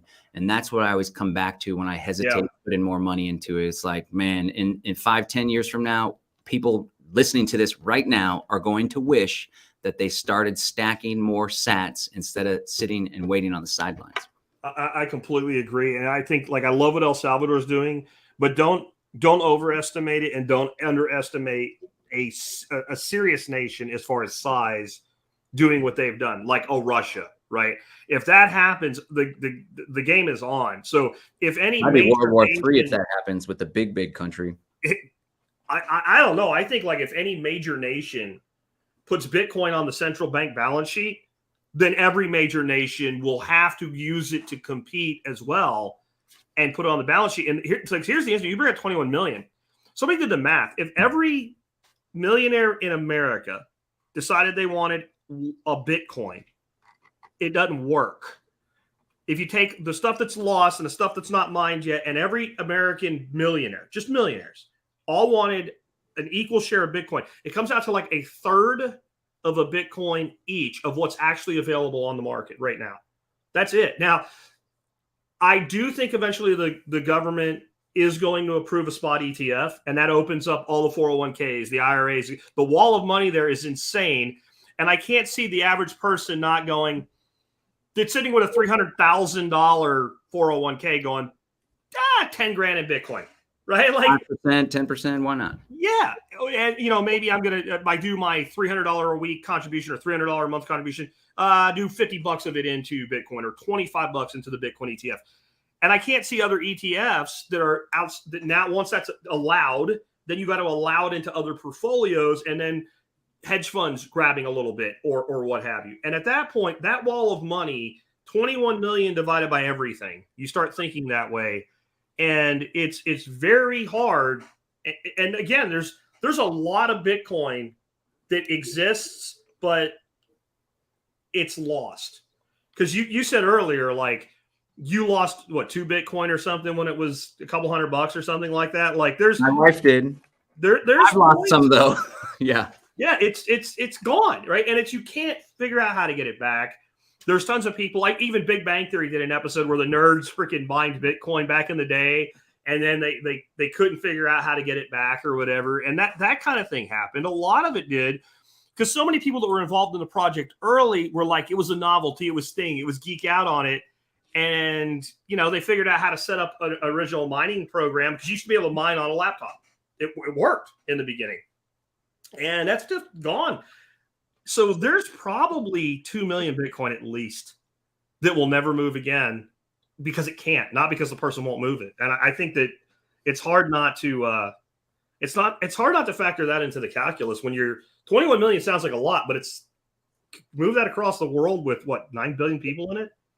It's not a lot, and we're still way early. I always like to gather lessons from screw ups in my life, so I don't get on myself. And it's like, well, everything happens for a reason, and I'm not going to let that happen again. But early on, it must have been 2011, the first time I heard about Bitcoin. I was starting to hear murmurs in our freedom space, right, from a lot of like the techno geeky type agorists. And there's this guy named Ethan Lee Vita, and he told me and my ex-wife, you guys should get into Bitcoin. You can run this program on your laptop and you can mine Bitcoin. This was back when every 10 minutes, 50 new Bitcoin were created. Yeah. And there's a great chance if you run this software that you were going to be one of those winners of that 50 Bitcoin more than once. Yeah. My response was, I've heard about it. Before I get started, I want to learn more. And sure enough, life got the best of me. Shit happens. It wasn't until 2013, late 2012 that I started digging back into it. But by then you had to have graphics cards and it was a lot more competitive. And the lesson I took from that is always at least have a little bit of mental processing power to take advantage of an opportunity when presented to you, because I didn't have that operating power. I need to take this advice today, that's for sure. But there's a lot of opportunities out there in this world, and you stand to gain the most if you get in on it early. And that was all you got to do is run a computer program. You don't have to put any money in or buy anything. And I missed that opportunity. Or if you thought, this is worth $200. It would have been interesting if you told that guy, like, I don't have time to do that right now. How many Bitcoin will you transfer to me for $200? Yeah. He probably would have sent you 1,000 Bitcoin back then or 500 Bitcoin back then. And we would be having this conversation, and you'd be on a yacht somewhere in the Greek Isles or something, like going, Jeff, I told you to buy some Bitcoin, right? That's what when it went to 10. I got $2,000 from my $200. Life's great. Well, that's the other thing that happened. All the people that got in early, they think are like ballers now. And a lot of them, like, they had $10,000 worth of Bitcoin. It was more money than they ever seen in their life. And they're like, woohoo. And yeah, don't think that everybody that's been around a while. Let's talk a little bit about a pattern that I noticed. Since Bitcoin is introduced, it went up from the year end to year beginning, right? It went up 3 years, and then it would have a fourth year, and it would go down about the middle of the halving cycle, and then up 3 years. And that doesn't mean that 1 year in, it was back to its all-time high. I mean, it was up from where it started, and then it went back down, and then it went up 3 years, and then that brings us to now, and it dropped again, and it's been a 3 up, 1 down, 3 up, 1 down, very consistent, like something mathematical would be. It would stand to reason that this year we should see Bitcoin close higher than it started on January 1. That's a very set pattern now. However, there is, devil's advocate, steel manning the other side. I think that's important to do. There is something that I believe is about to happen that's never happened to Bitcoin since its inception. It was born in a recession, but it never plowed through a recession. It was born inside a recession, so you're already toward recovery. We've never had an established Bitcoin run into a recession. Do you think it can keep that pattern through this recession as people that need money, what have you, or is it going to be a bloody year or a flat year? What do you think? I know you don't know, but what's your gut on this? What happens to Bitcoin in what I think might be the biggest recession that most living people have ever seen? It's definitely going to be worse than 08. Yeah, I need to listen to a recent podcast I saw on this topic for 2023. So, past performance is a good indicator of future performance, but it's no guarantee. And if somebody tells you they know exactly what's going to happen, then that's an indicator that they're not a credible person, because nobody knows what the hell is going to happen. I used to trade altcoins, and I'd have the perfect technical analysis set up. There's a breakout. It responded. Now it's going back up to set new highs. And I'm like, I'm going to get in my position. All the books, all the gurus, I'm doing it right. And then some news comes out, some hack happens, FTX happens, and the whole market comes crashing down.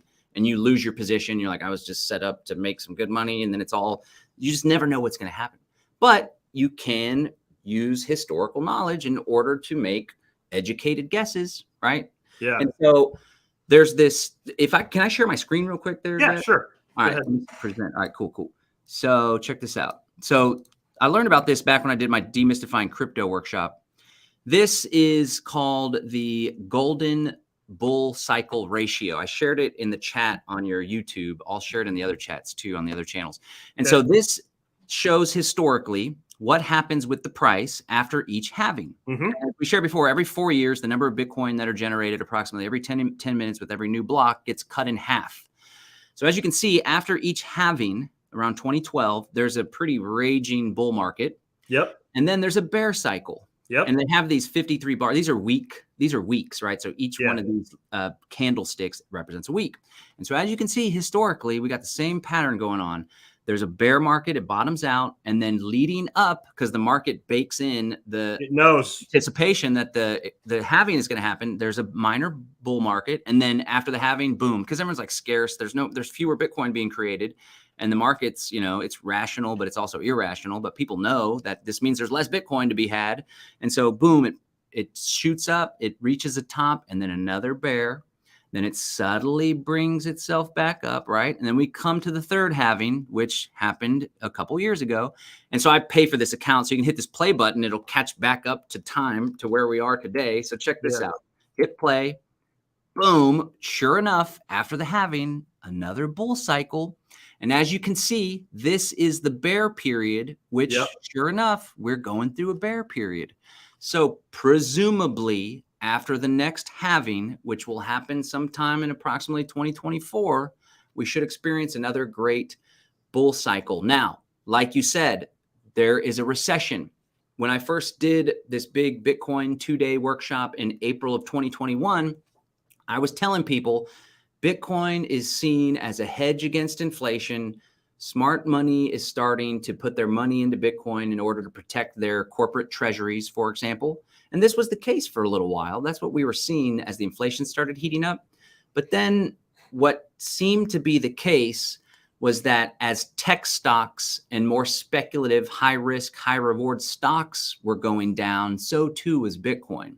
And it kind of became clear that the market was seeing Bitcoin as some speculative way to make a bunch of money. And when more risk gets introduced in the market, where there's uncertainty and there's the risk of recession, or there is a recession, people move out of the speculative investments into more sound conservative investments, right? Like treasuries, T-notes and stuff like that. So there's a possibility of that happening. I'm hoping, and we can play a role in this if you have a network or if you're an influential person, I'm hoping that people really start to see that this system is a freaking scam. And here we have perhaps the most sound money that's ever existed.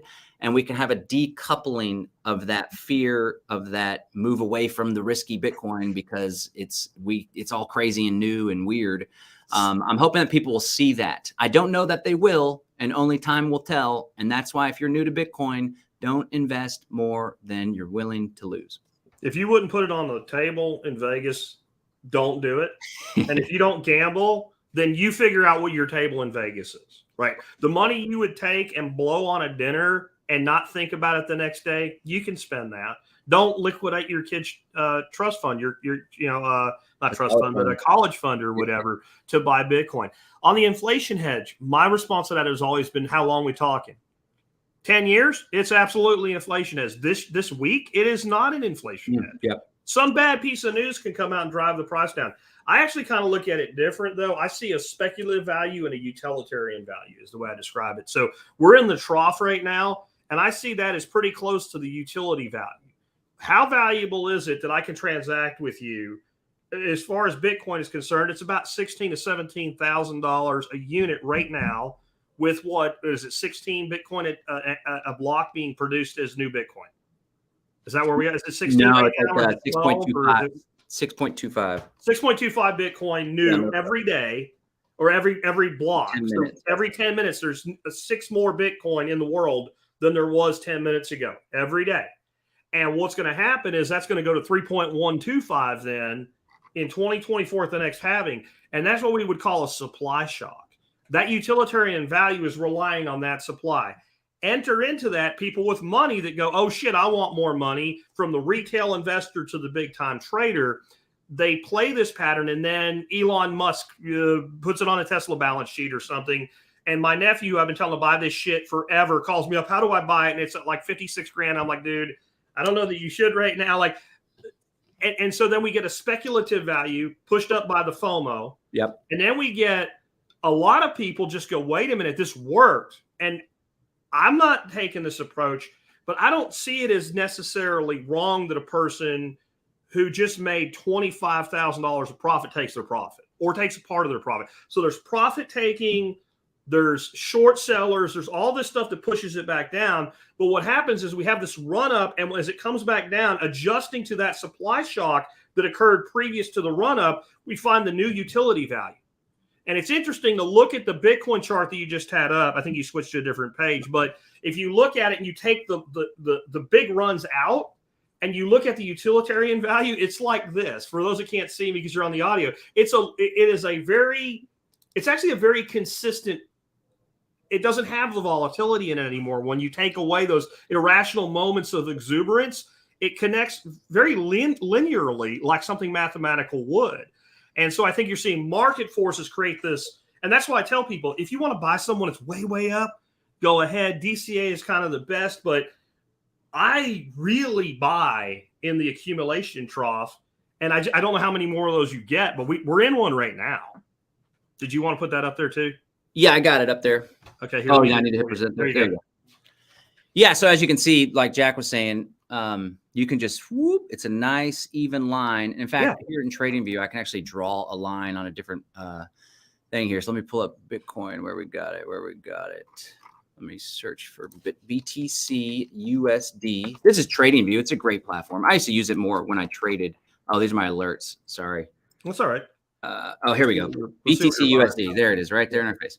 All right, so check it out. So this, of course, is let me take off all these crazy technical analysis indicators. Okay, so this is a day. Every candlestick equals a day. I'm going to pull it back to every candlestick equals a week. Okay. And I'm going to adjust my screen here. Let me get rid of all this stuff too down here and this stuff here. Okay. So here we go. We got 2019 all the way over to 2023. Let's take it back even further. Let's see a really big picture chart. And everybody's freaking out, but you're like, you got to zoom out on the chart, bro. Yeah. And so as you can see, right? So a trend line is where you kind of trace the bottom, like kind of the average price, right? So I'm just pulling this right out, right? So, this kind of looks like a trend line to me. We got this crazy period in 2017 when retail investors started getting into it because of FOMO and the media was talking about it. Some corporations were ahead of the curve. And then you got 2020, they start cranking out a bunch of money. Trump's issuing all this money to folks, and big corporations and Michael Saylor, of course, MicroStrategy, all these companies start saying like, we should actually look into holding Bitcoin because we're really concerned with what they're doing to the dollar. And of course, the media picks up. Tesla, Elon Musk is extremely influential. That picks up, right? Oh, right there. That's what that day right there is what my nephew called. That first peak of the double shoulder, right? Yeah. And I always told folks like, it's really an all-time high now. So I'm not going to tell you not to get involved. Maybe just buy a little bit so you can at least get your foot in the door. Don't go all in now because it's going to correct, right? Everybody likes to buy high and sell low, and it's just emotion. You got to get your emotion out of it. But anyway, interestingly enough, the price shot up because of Elon in large part, and it shot down because of Elon talking about the environment and saying we're not going to accept it for Teslas, right? But here we are, like you said, back to a more natural, healthy price discovery. And I have a feeling that as time goes on, this trend is going to continue this way. No guarantee. I think more than likely it's going to go this way up to 300,000-ish, then it's going to go down to 3,000-ish. And so, as you said, now is a good time to get involved. It could go down to 10, 11, 12. It's possible. If that happens, people are going to buy it up just the same as when it goes up. People sell it, so the price goes down. When there's more people selling than there are buying, the buyers are competing to do business with the sellers. When there's more people buying than there are selling, the buyers are like, I'll buy it for more. No, I'll buy it for more. The price goes up.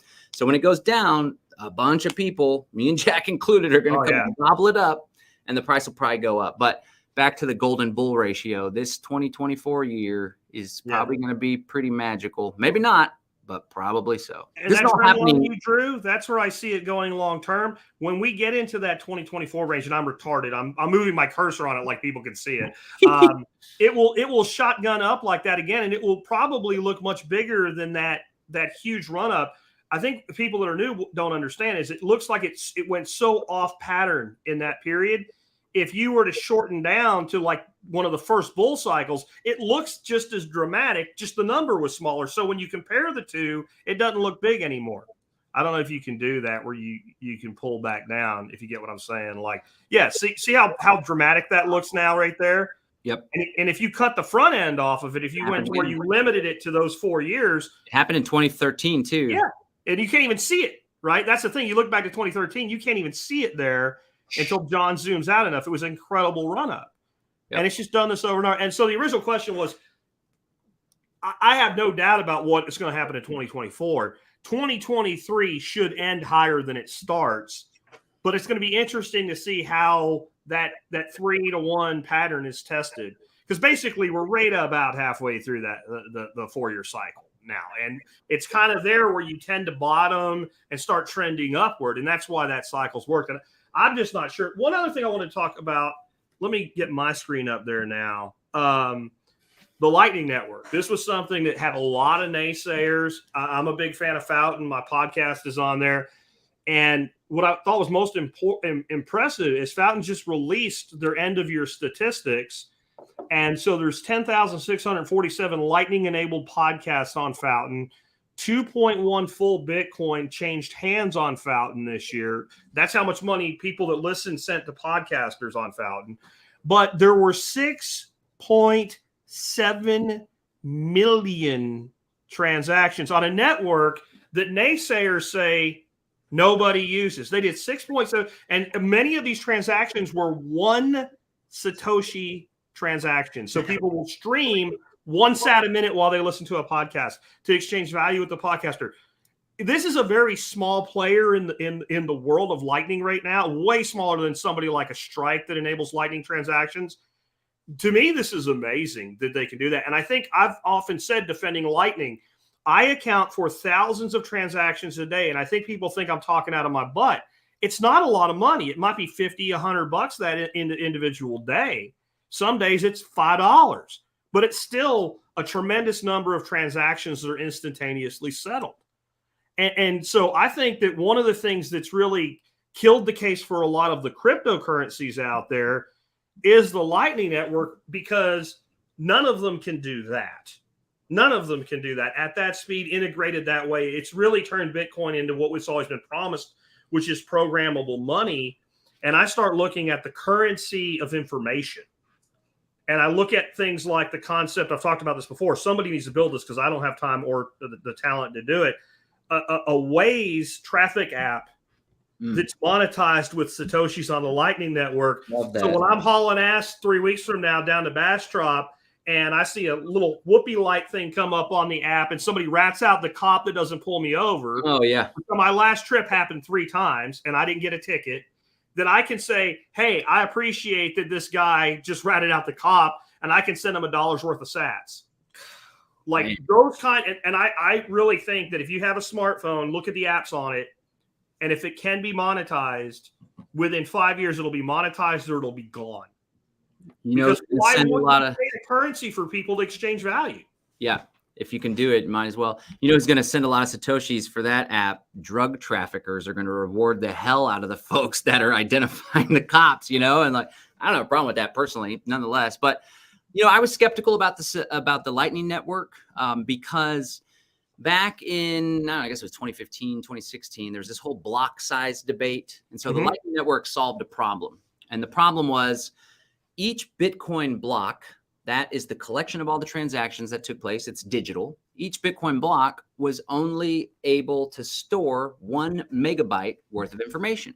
And so when Bitcoin was early on and we were, you know, handing out half a Bitcoin to people, hey, you want to learn about Bitcoin? We would send people half a freaking Bitcoin. Wow.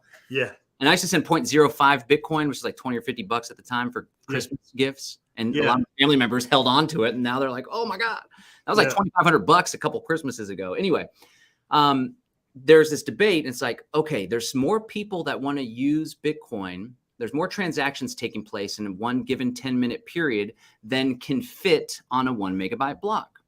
So these two camps quickly emerged. One said, hey, why don't we just increase the size of the block to 2 megabytes, 4 or 8 megabytes? Yeah. The other camp said, no, if the blockchain gets too large in size, as far as how much storage it takes on a computer and how much processing power it necessitates, it's going to create centralization in the network, in that you're going to have more sophisticated servers and use more energy. It's going to cost more. So there's going to be fewer people that can host a node. Therefore, the network will be more centralized.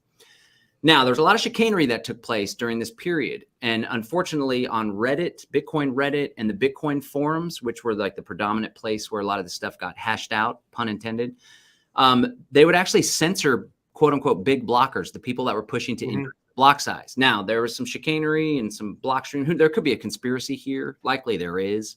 But ultimately what happened was the big blockers said, you know what, we're going to take our toys and we're going to play in another sandbox. And we're going to fork away from the Bitcoin blockchain. The history is going to be the same, except on this particular time, starting in 2015 sometime, I believe, we're going to start a new cryptocurrency called Bitcoin Cash, and it's going to have a bigger block size. And at this time, I was like, something's up. Maybe there's a conspiracy to take away the peer-to-peer cash nature of Bitcoin by these large corporations like Blockstream, who had Larry Summers, the former head of the Department of Treasury, who was a big architect of the bailout. He's on he's part of the advisory board. So maybe there's something there. I don't know. That's just speculation. Maybe there's something there. I was like, I'm a big blocker. This whole layer 2 thing, the other guys were like, let's build a network. Let's build a layer on top of the blockchain where we can send and receive small amounts. You beat it to death about what that's all about, why it's valuable. And so for the longest time, I was like, you know what? I'm a big blocker. I'm going to teach people about Bitcoin Cash.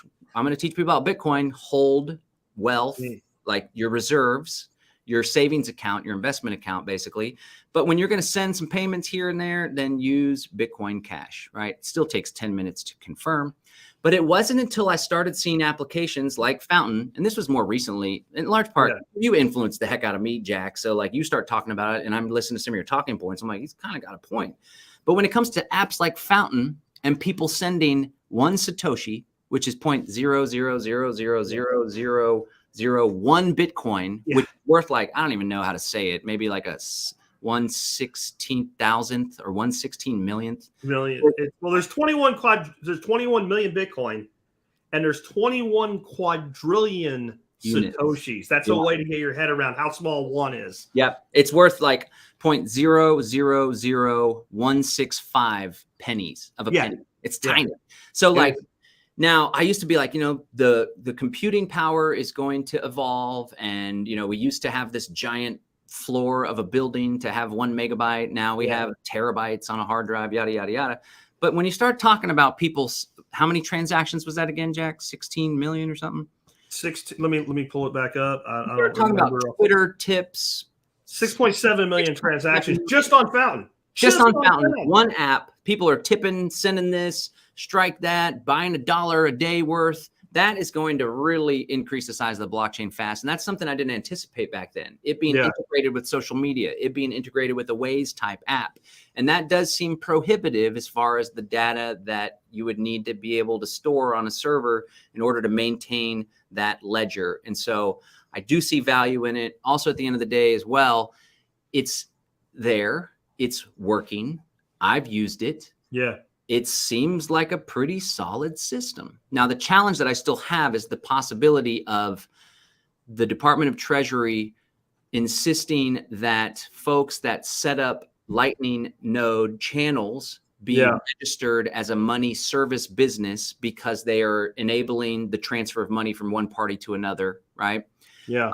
Now, of course, that can be overcome by hosting your own node, which all comes back to the whole self-custody thing, right? So it's all about people learning this technology and as many people as possible implementing it in the decentralized way that it is. But you point out as well, like, okay, you can still use the Bitcoin blockchain to send $1,000 to your buddy or to store your wealth, but you're using the Lightning Network to tip this and to send these small amounts. On the small transactions, I'm already seeing kind of the white flag start to come up from the government, realizing like we can't, even the proposed crypto legislation, a lot of it sucks, but has like a de minimis transaction value in it under $600.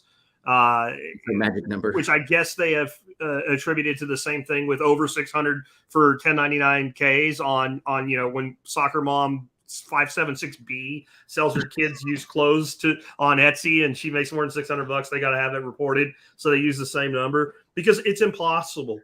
It's impossible to transact, and one of the few good true precedents in U.S. law is the government cannot require a person to do a thing that's undoable, right? So like they could require registration, but they can't require you to track 6.7 million individual transactions, many of which are sub 1 penny, because it's not doable. You can't make a request that can't be fulfilled. I guess they could outlaw, but then they would just, why not just outlaw Bitcoin? Why not just outlaw all cryptocurrencies? And that's what some people will say is going to happen. I don't see it because I think the market has now adopted it and spoken.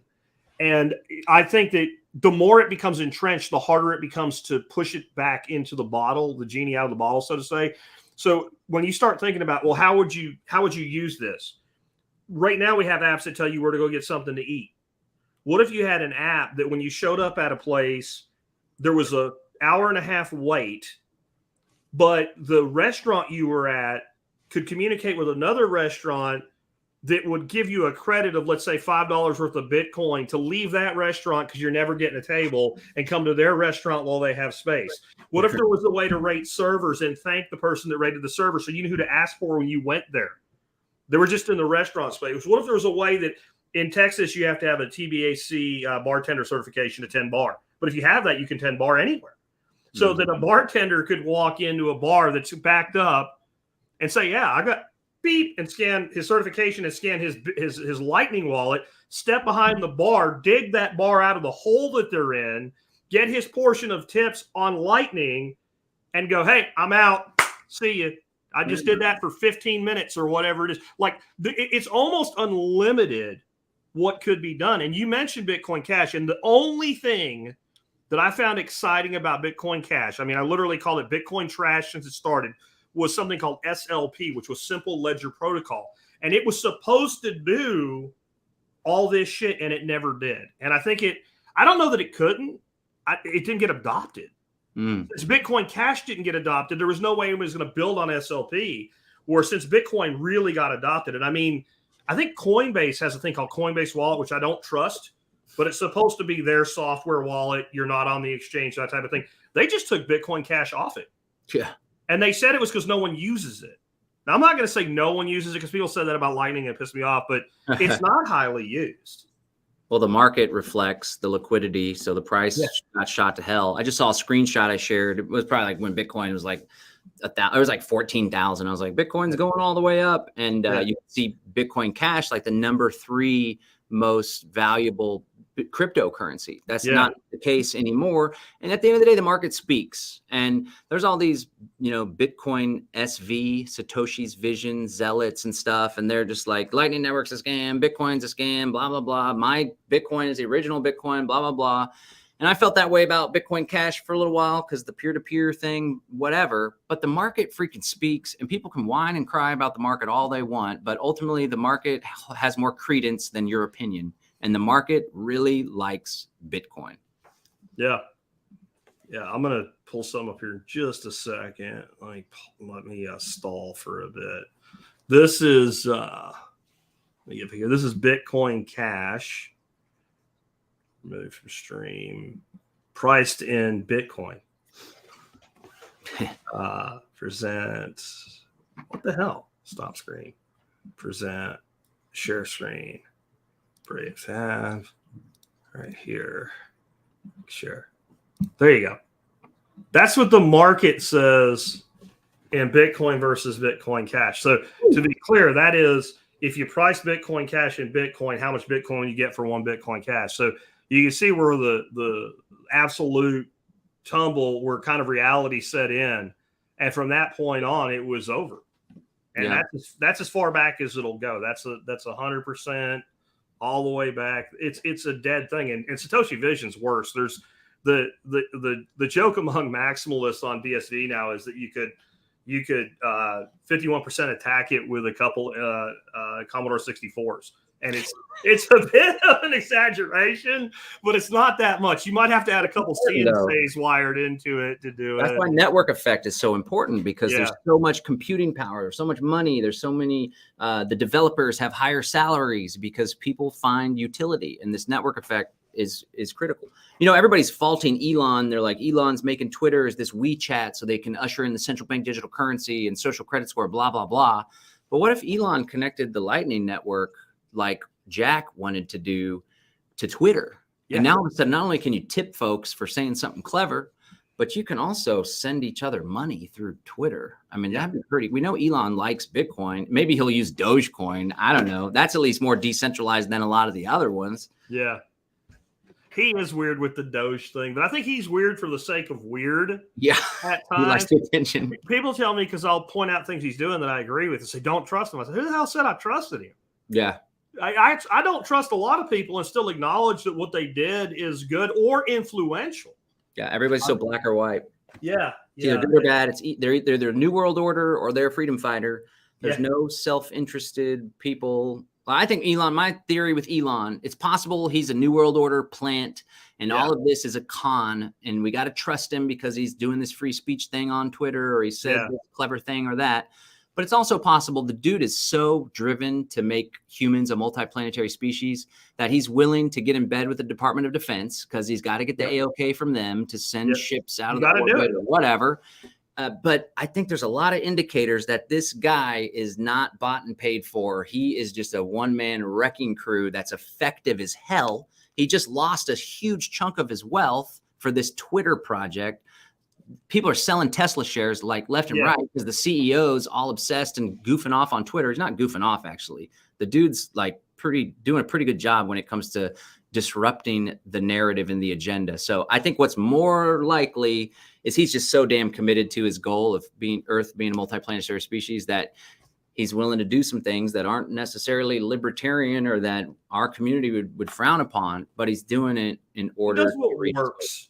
That's the way he's I look an at effective it. Dude. And I know people that have worked directly with him and for him, and they hate him. But the reason they hate him he's a hard ass. He will drive you into the ground if that's what it takes to get what he wants. Like, he literally doesn't understand the word no.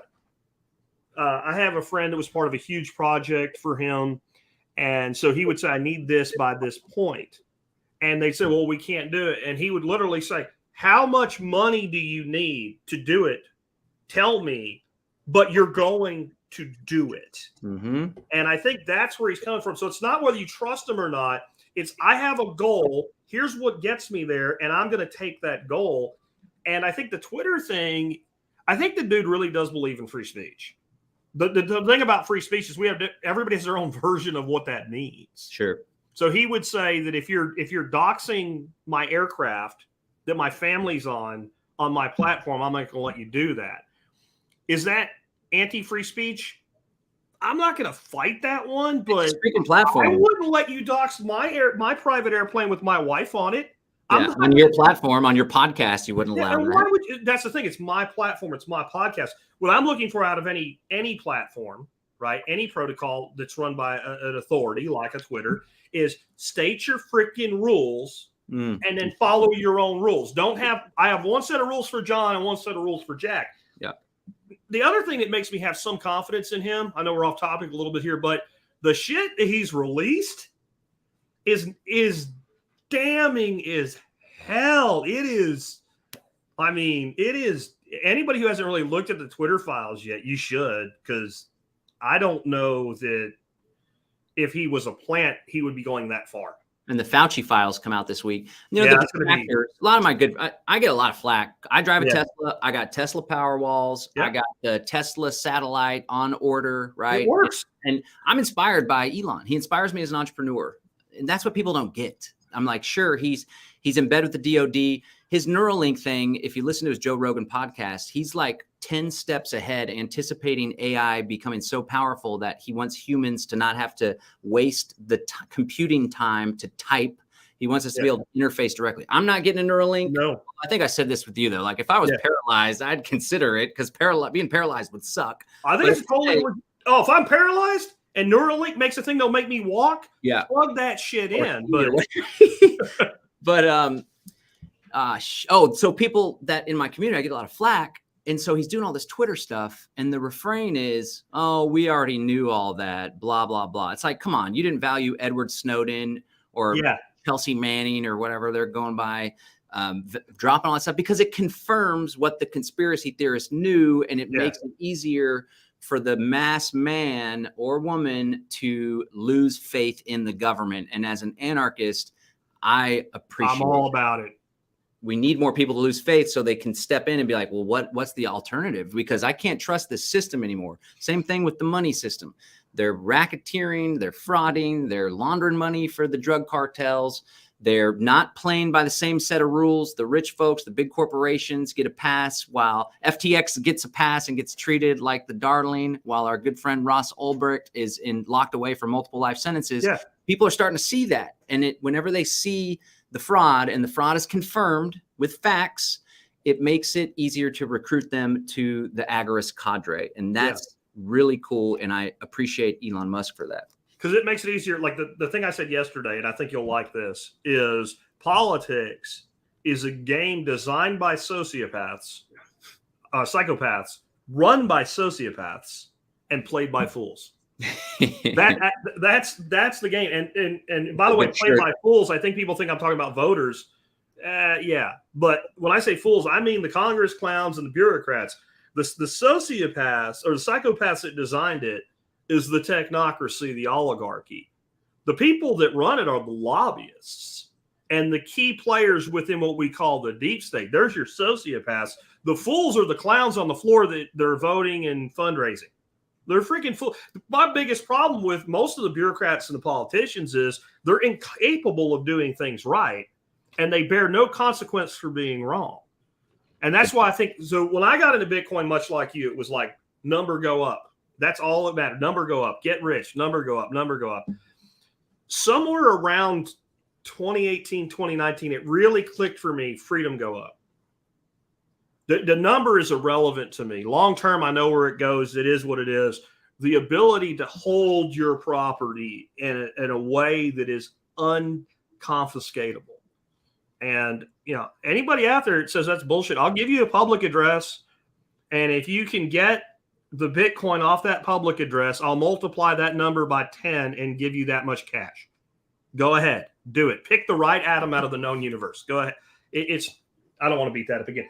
Real quick, one more thing. And this is the one thing people say that I go, yeah, they could do that. And I wonder what we would do if they did or they moved in this direction. You can't stop Bitcoin. Anybody says you can, go do your 100 hours of research and then we'll have a conversation. What they could do is incredibly tightly regulate the on-ramps and off-ramps for conversion to US dollar or dollar to Bitcoin. What are your thoughts on how the market would react to that, how the community would react to that? So I love our audience and our overlapping audience, this whole freedom community, because like anytime I'm doing a webinar on Bitcoin, I'm doing a workshop on crypto, everybody's like, tell us how to buy it and sell it privately without doing KYC. And that's just the common thing. How do we do it? How do we do it? How do we do it? And so I'm like, these are my people, right? So at the end of the day, the best way to receive Bitcoin, like you already said it earlier, the best way to get Bitcoin without KYC, that's where you have to scan your driver's license. It's part of the Bank Secrecy Act. They check your identity against a database of known terrorists and criminal organizations. Really, they want to keep tabs on you, of course, because they're leveraging that for the IRS and such. But the best way to avoid all that is to receive Bitcoin in exchange for goods and services. All right. But that's why you hammer the importance of community. We have to build the counter economy. That's the counter establishment economy. It's anything that's not these white markets, the regulated markets. It's our little underground thing. We have to build these networks so that we can create liquidity within our own communities. So if you want to buy Bitcoin to send it to the guy and he's blacklisted from the CBDCs or whatever, you come to Jack's workshop or you come to the local Freedom Cell meetup or a Bitcoin meetup and you buy it like this, handing over cash or handing over some labor or some duck eggs or whatever, and the person sends you some Bitcoin. Vice versa, if you want to sell Bitcoin, you do just the same. We're still in the process of building that out. I wish we could build it out faster. But there's these incredible services that most people use. In fact, one of my good buddies, that's a total agorist. He was actually my very first Bitcoin trans. His name's Derek Bros. He's total agorist. He doesn't pay taxes. He's outside the system. He lives in Mexico. He doesn't hide that. So I feel okay sharing it. My first Bitcoin transaction was paying him because even back in like 2015, he was an agorist with no bank account. It might have been 2014. I was doing the Liberty Beat radio news service. He wrote articles for me. And he's like, hey, man, I don't have PayPal. I don't have a bank account. I can't take a credit card payment. So I was like, well, shit, I'll go to Western Union, wait in line, pay 10%, 8% on my money and send you the money. Total pain in the ass. I was like, why don't I just do a Bitcoin transaction? He was able to receive it, sell it to somebody in his local community without the government having any idea about it. And I thought that was pretty cool. Now he uses a platform called localmonero.co. Localmonero.co specializes in Monero. There's also local cryptos with an S, localcryptos.com. Both of these platforms are peer-to-peer exchanges that link up buyers and sellers, and there's an effective reputation system. Don't do business with anyone less than a 98% reputation. Don't do business with anyone less than 250, 500, or 1,000 transactions under their belt. And you can effectively buy and sell Bitcoin, Ethereum, Monero, whatever. I would avoid everything but Bitcoin and Monero for this purpose.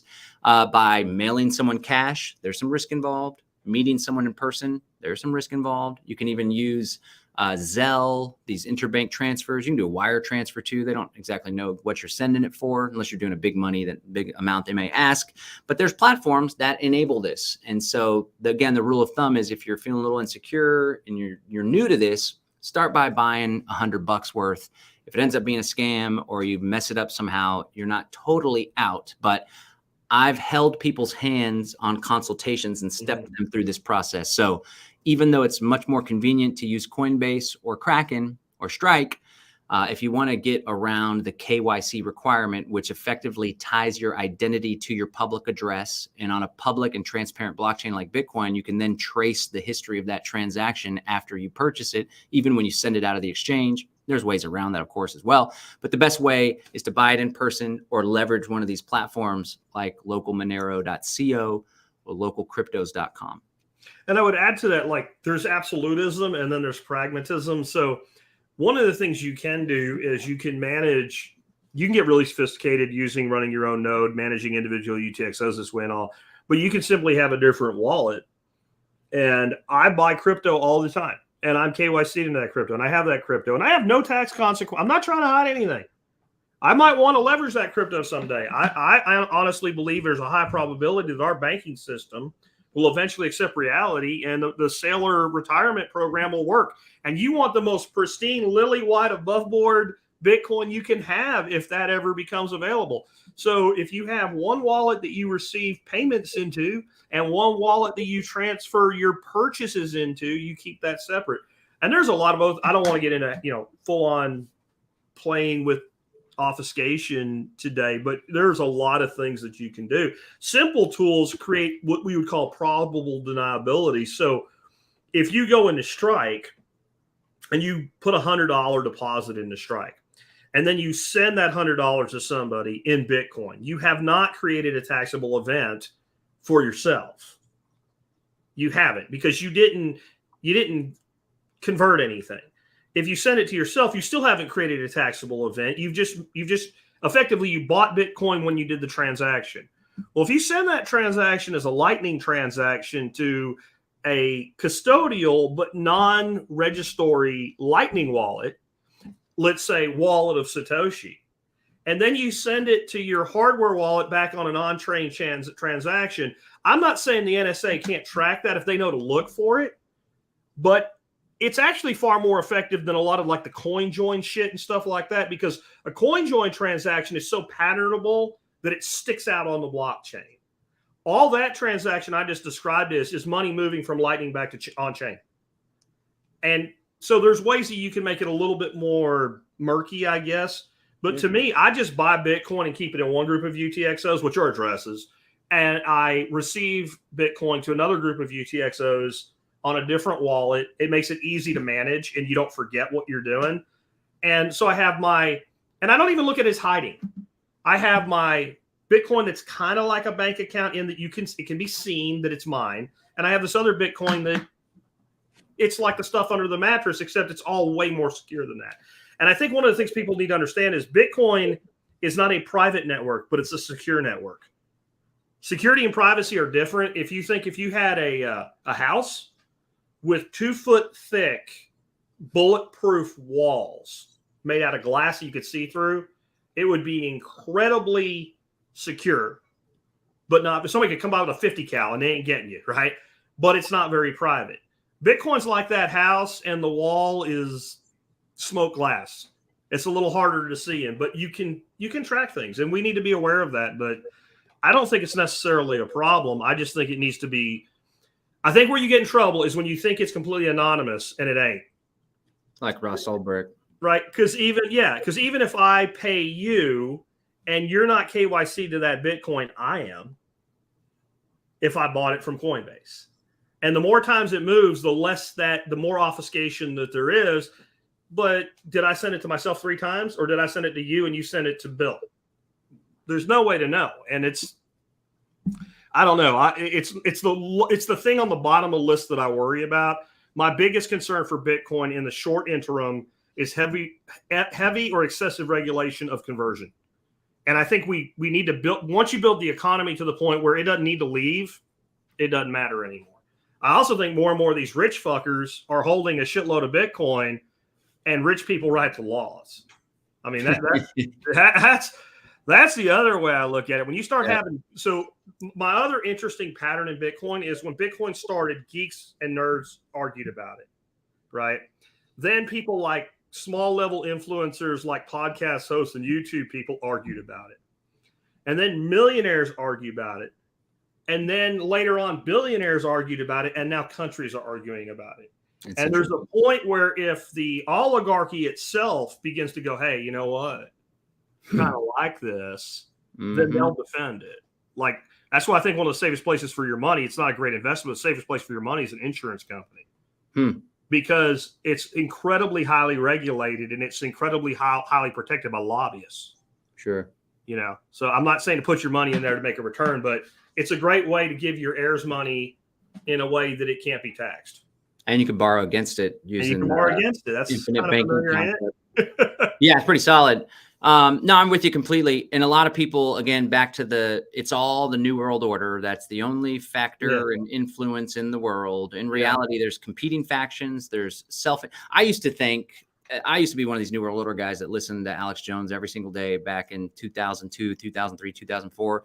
Thought I was all high and mighty. I knew everything. Annoyed the piss out of my dad every time we drive past the Shell. Look at that logo. That's a symbol of Queen Beatrix, and it's a pyramid upside down, and blah, blah. My dad's like, give me a break, John. But then as I learned about libertarianism, I realized like a lot of people are just greedy, and they leverage government to improve their bottom line.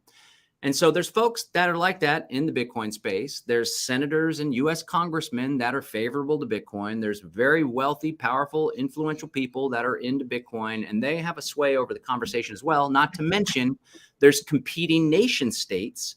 And if the United States or the European Union were to ban Bitcoin, they would export all of the innovation, potential tax base to come from these companies that are improving the technology. Like you said, the cat's out of the bag, and the network is so strong and decentralized and plentiful that they're going to have a really hard time banning it. But at the end of the day, if they do, we are the rebels, and it's up to each and every one of us, unless you want your freaking kids to grow up in a world where they have no property rights, where every single factor of their life is tracked, traced, cataloged, and they can be shut out of the economy if they think the wrong way. Then you need to put some damn skin in the game and be willing to risk a little bit of liberty for more liberty, right? That's what I like to say about that. There's so many of us out there, man. There's so many voluntarists, anarchists, agorists, freedom people, libertarians, even some Trump folks that are bucking the system. Like there's millions of us, and a lot of people are not going to go along with it. So put aside the objections and hop on board before it's too late. And don't give them power they don't have. Don't assign them this hyper competency. Like I try to read a book every week. My book this week is 1491, America Before Columbus. And like literally everything we were told about the native population is bullshit. And there were huge empires within the native population. And it turns out in a lot of instances, even with the diseases that hit them and all, what really allowed a small number of Europeans to conquer a lot of these native powers, like the Mexia and the Aztec and the Inca, was internal strife and internal fighting amongst people vying for total control. The Inca kings basically fighting with each other, contesting each other. And you start reading this and you start to realize, wait a minute, the people that lived here and ran these empires in North America and South America before European settlement, they were exactly like us. They were no different at all than us. It wasn't any egalitarian society. It was a society of city-states. There were huge aqueducts. There were huge roads. All this stuff existed. It was all done with central planning. And in the end, even when an empire fell because another group fought back against it, it was actually the internal strife. It was the inability to agree who was really in charge in the end. It was a constant battle, and I don't see that pattern changing anytime soon. Yep, and a little more modern, Ray Dalio, this billionaire investor, has this awesome book called The Changing World Order, and he traces these cycles, and it doesn't go all back to the Inca and the indigenous empires, but it starts with the Hungary, and then of course the British Empire, right? Yeah. And they got these cycles, and it's like everything's going good, innovation, education, money, production, the economy's booming, and then they turn into gluttons, and sure enough, debt and the issuance of debt starts to deteriorate that progress. And then you have bad debt, you have economic problems, and it ultimately leads to dissatisfaction amongst the population and then civil war. That is the indicator of a declining empire. And he traces these patterns, and they happen over and over and over. And as one empire is declining, there's always another superpower that's going. And right now it's America on the decline and China on the rise big time. And I don't see any reason why that's not going to continue to play out. And this my only thing on that is China, I think, has its own problems. I think China's going to have bigger problems than us, right? And then that begins to ask the question, well, what fills the vacuum? And I think that's what the WF sees themselves as. We're going to have, what do they call it? Something capitalism. They call it something capitalism. Stakeholder capitalism. Yeah. Stakeholder capitalism is going to become the governing force of the world. And I'm not saying that they won't have in their mind successes, but I don't see, like, if you can't hold together long term a country, how do you hold together a world? I mean, you know what I mean? Like, people are going to go after their self-interest in the end. And I think it's been a great discussion, John. I know I kept you here a long time. I appreciate you being with us. Thanks, man. You want to tell people a little bit more about what you do so they can go check you out? Yeah, sure. So I do a lot of crypto webinars. Sometimes we do them and then we put them in the vault. We encourage people to watch them when they're there live. But there's one that's still out for folks to check out. You can go to buildwealthoptout.com. I can send you the link too. You could share it there. It's a webinar. It's free. Break down a lot of stuff. It's actually 4 hours long, but people can check that out. And then if you want to come hang out, like, this Great Reset thing's the real deal. And, the DNC and the Great Reset and the Communist Party in China, they're all like linked up. And so maybe we move away from this nation state concept and it goes to this more centralization thing. Then it's the centralists versus the decentralists. Well, nothing's more important than going out and building reciprocal relationships with other decentralist, freedom loving people. And you got a great opportunity to do that in person. There's a lot of folks, I take it for granted, even throughout the whole pandemic. Like, I remember we were hanging out at your workshop at the height of the pandemic, you know, there's like older folks there, younger folks, we're all just mixing it up, hugging, drinking beer together. A lot of people, I think, still haven't really gotten out a whole lot, even within our community. So you got the Greater Reset 4 coming up. You can join Derek Bros down in Morelia, Mexico. There's gonna be a lot of international folks because you can get into Mexico without a vaccine, this or that.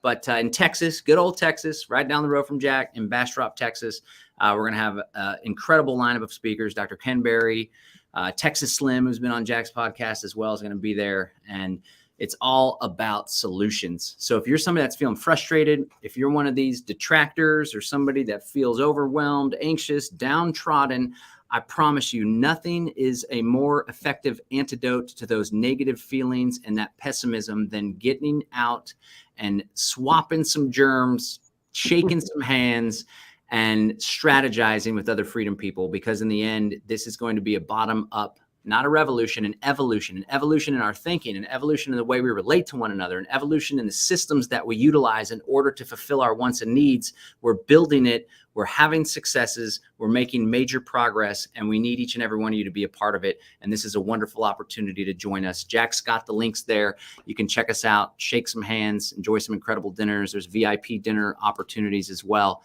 And you definitely won't be disappointed. We're putting this event together to empower you. And so I hope you'll join us there. You can watch it for free as well online if you don't want to join us in person. And Jack can share more information about that as well. Yeah, again, I got links in the stuff down there, and John's site's loading pretty slow right now. So if you click that link and it takes a while to load, just give it a minute. It'll show up. We got a new server getting set up. It's going to be switched over this week. But definitely come. I said yesterday when I talked about this on my other show that John doesn't do anything half-ass or halfway. I went to Exit and Build conference, very similar to this one last year, spoke there. It was fantastically done. And I don't say that just because you're a friend, because you know me, I'm a dick. And I would like that you screwed this up. I'm that guy. I'll tell you what you did wrong so that you can change it. And it was just incredibly well done. You're an amazing host of an event. I think that I might have a little more appreciation for it than some do because I've run events, and running an event is hard to do right. And you definitely do that. You'll get to meet me, and you'll get to meet John. You get to meet freaking Zuby, man. Like, you guys should come on down, hang out in Bastrop with us for the better part of a week. And I'll make sure links to everything that you got, John, are in the show notes today. Thanks for being with us, man. Thanks a lot, Jack. Keep it up.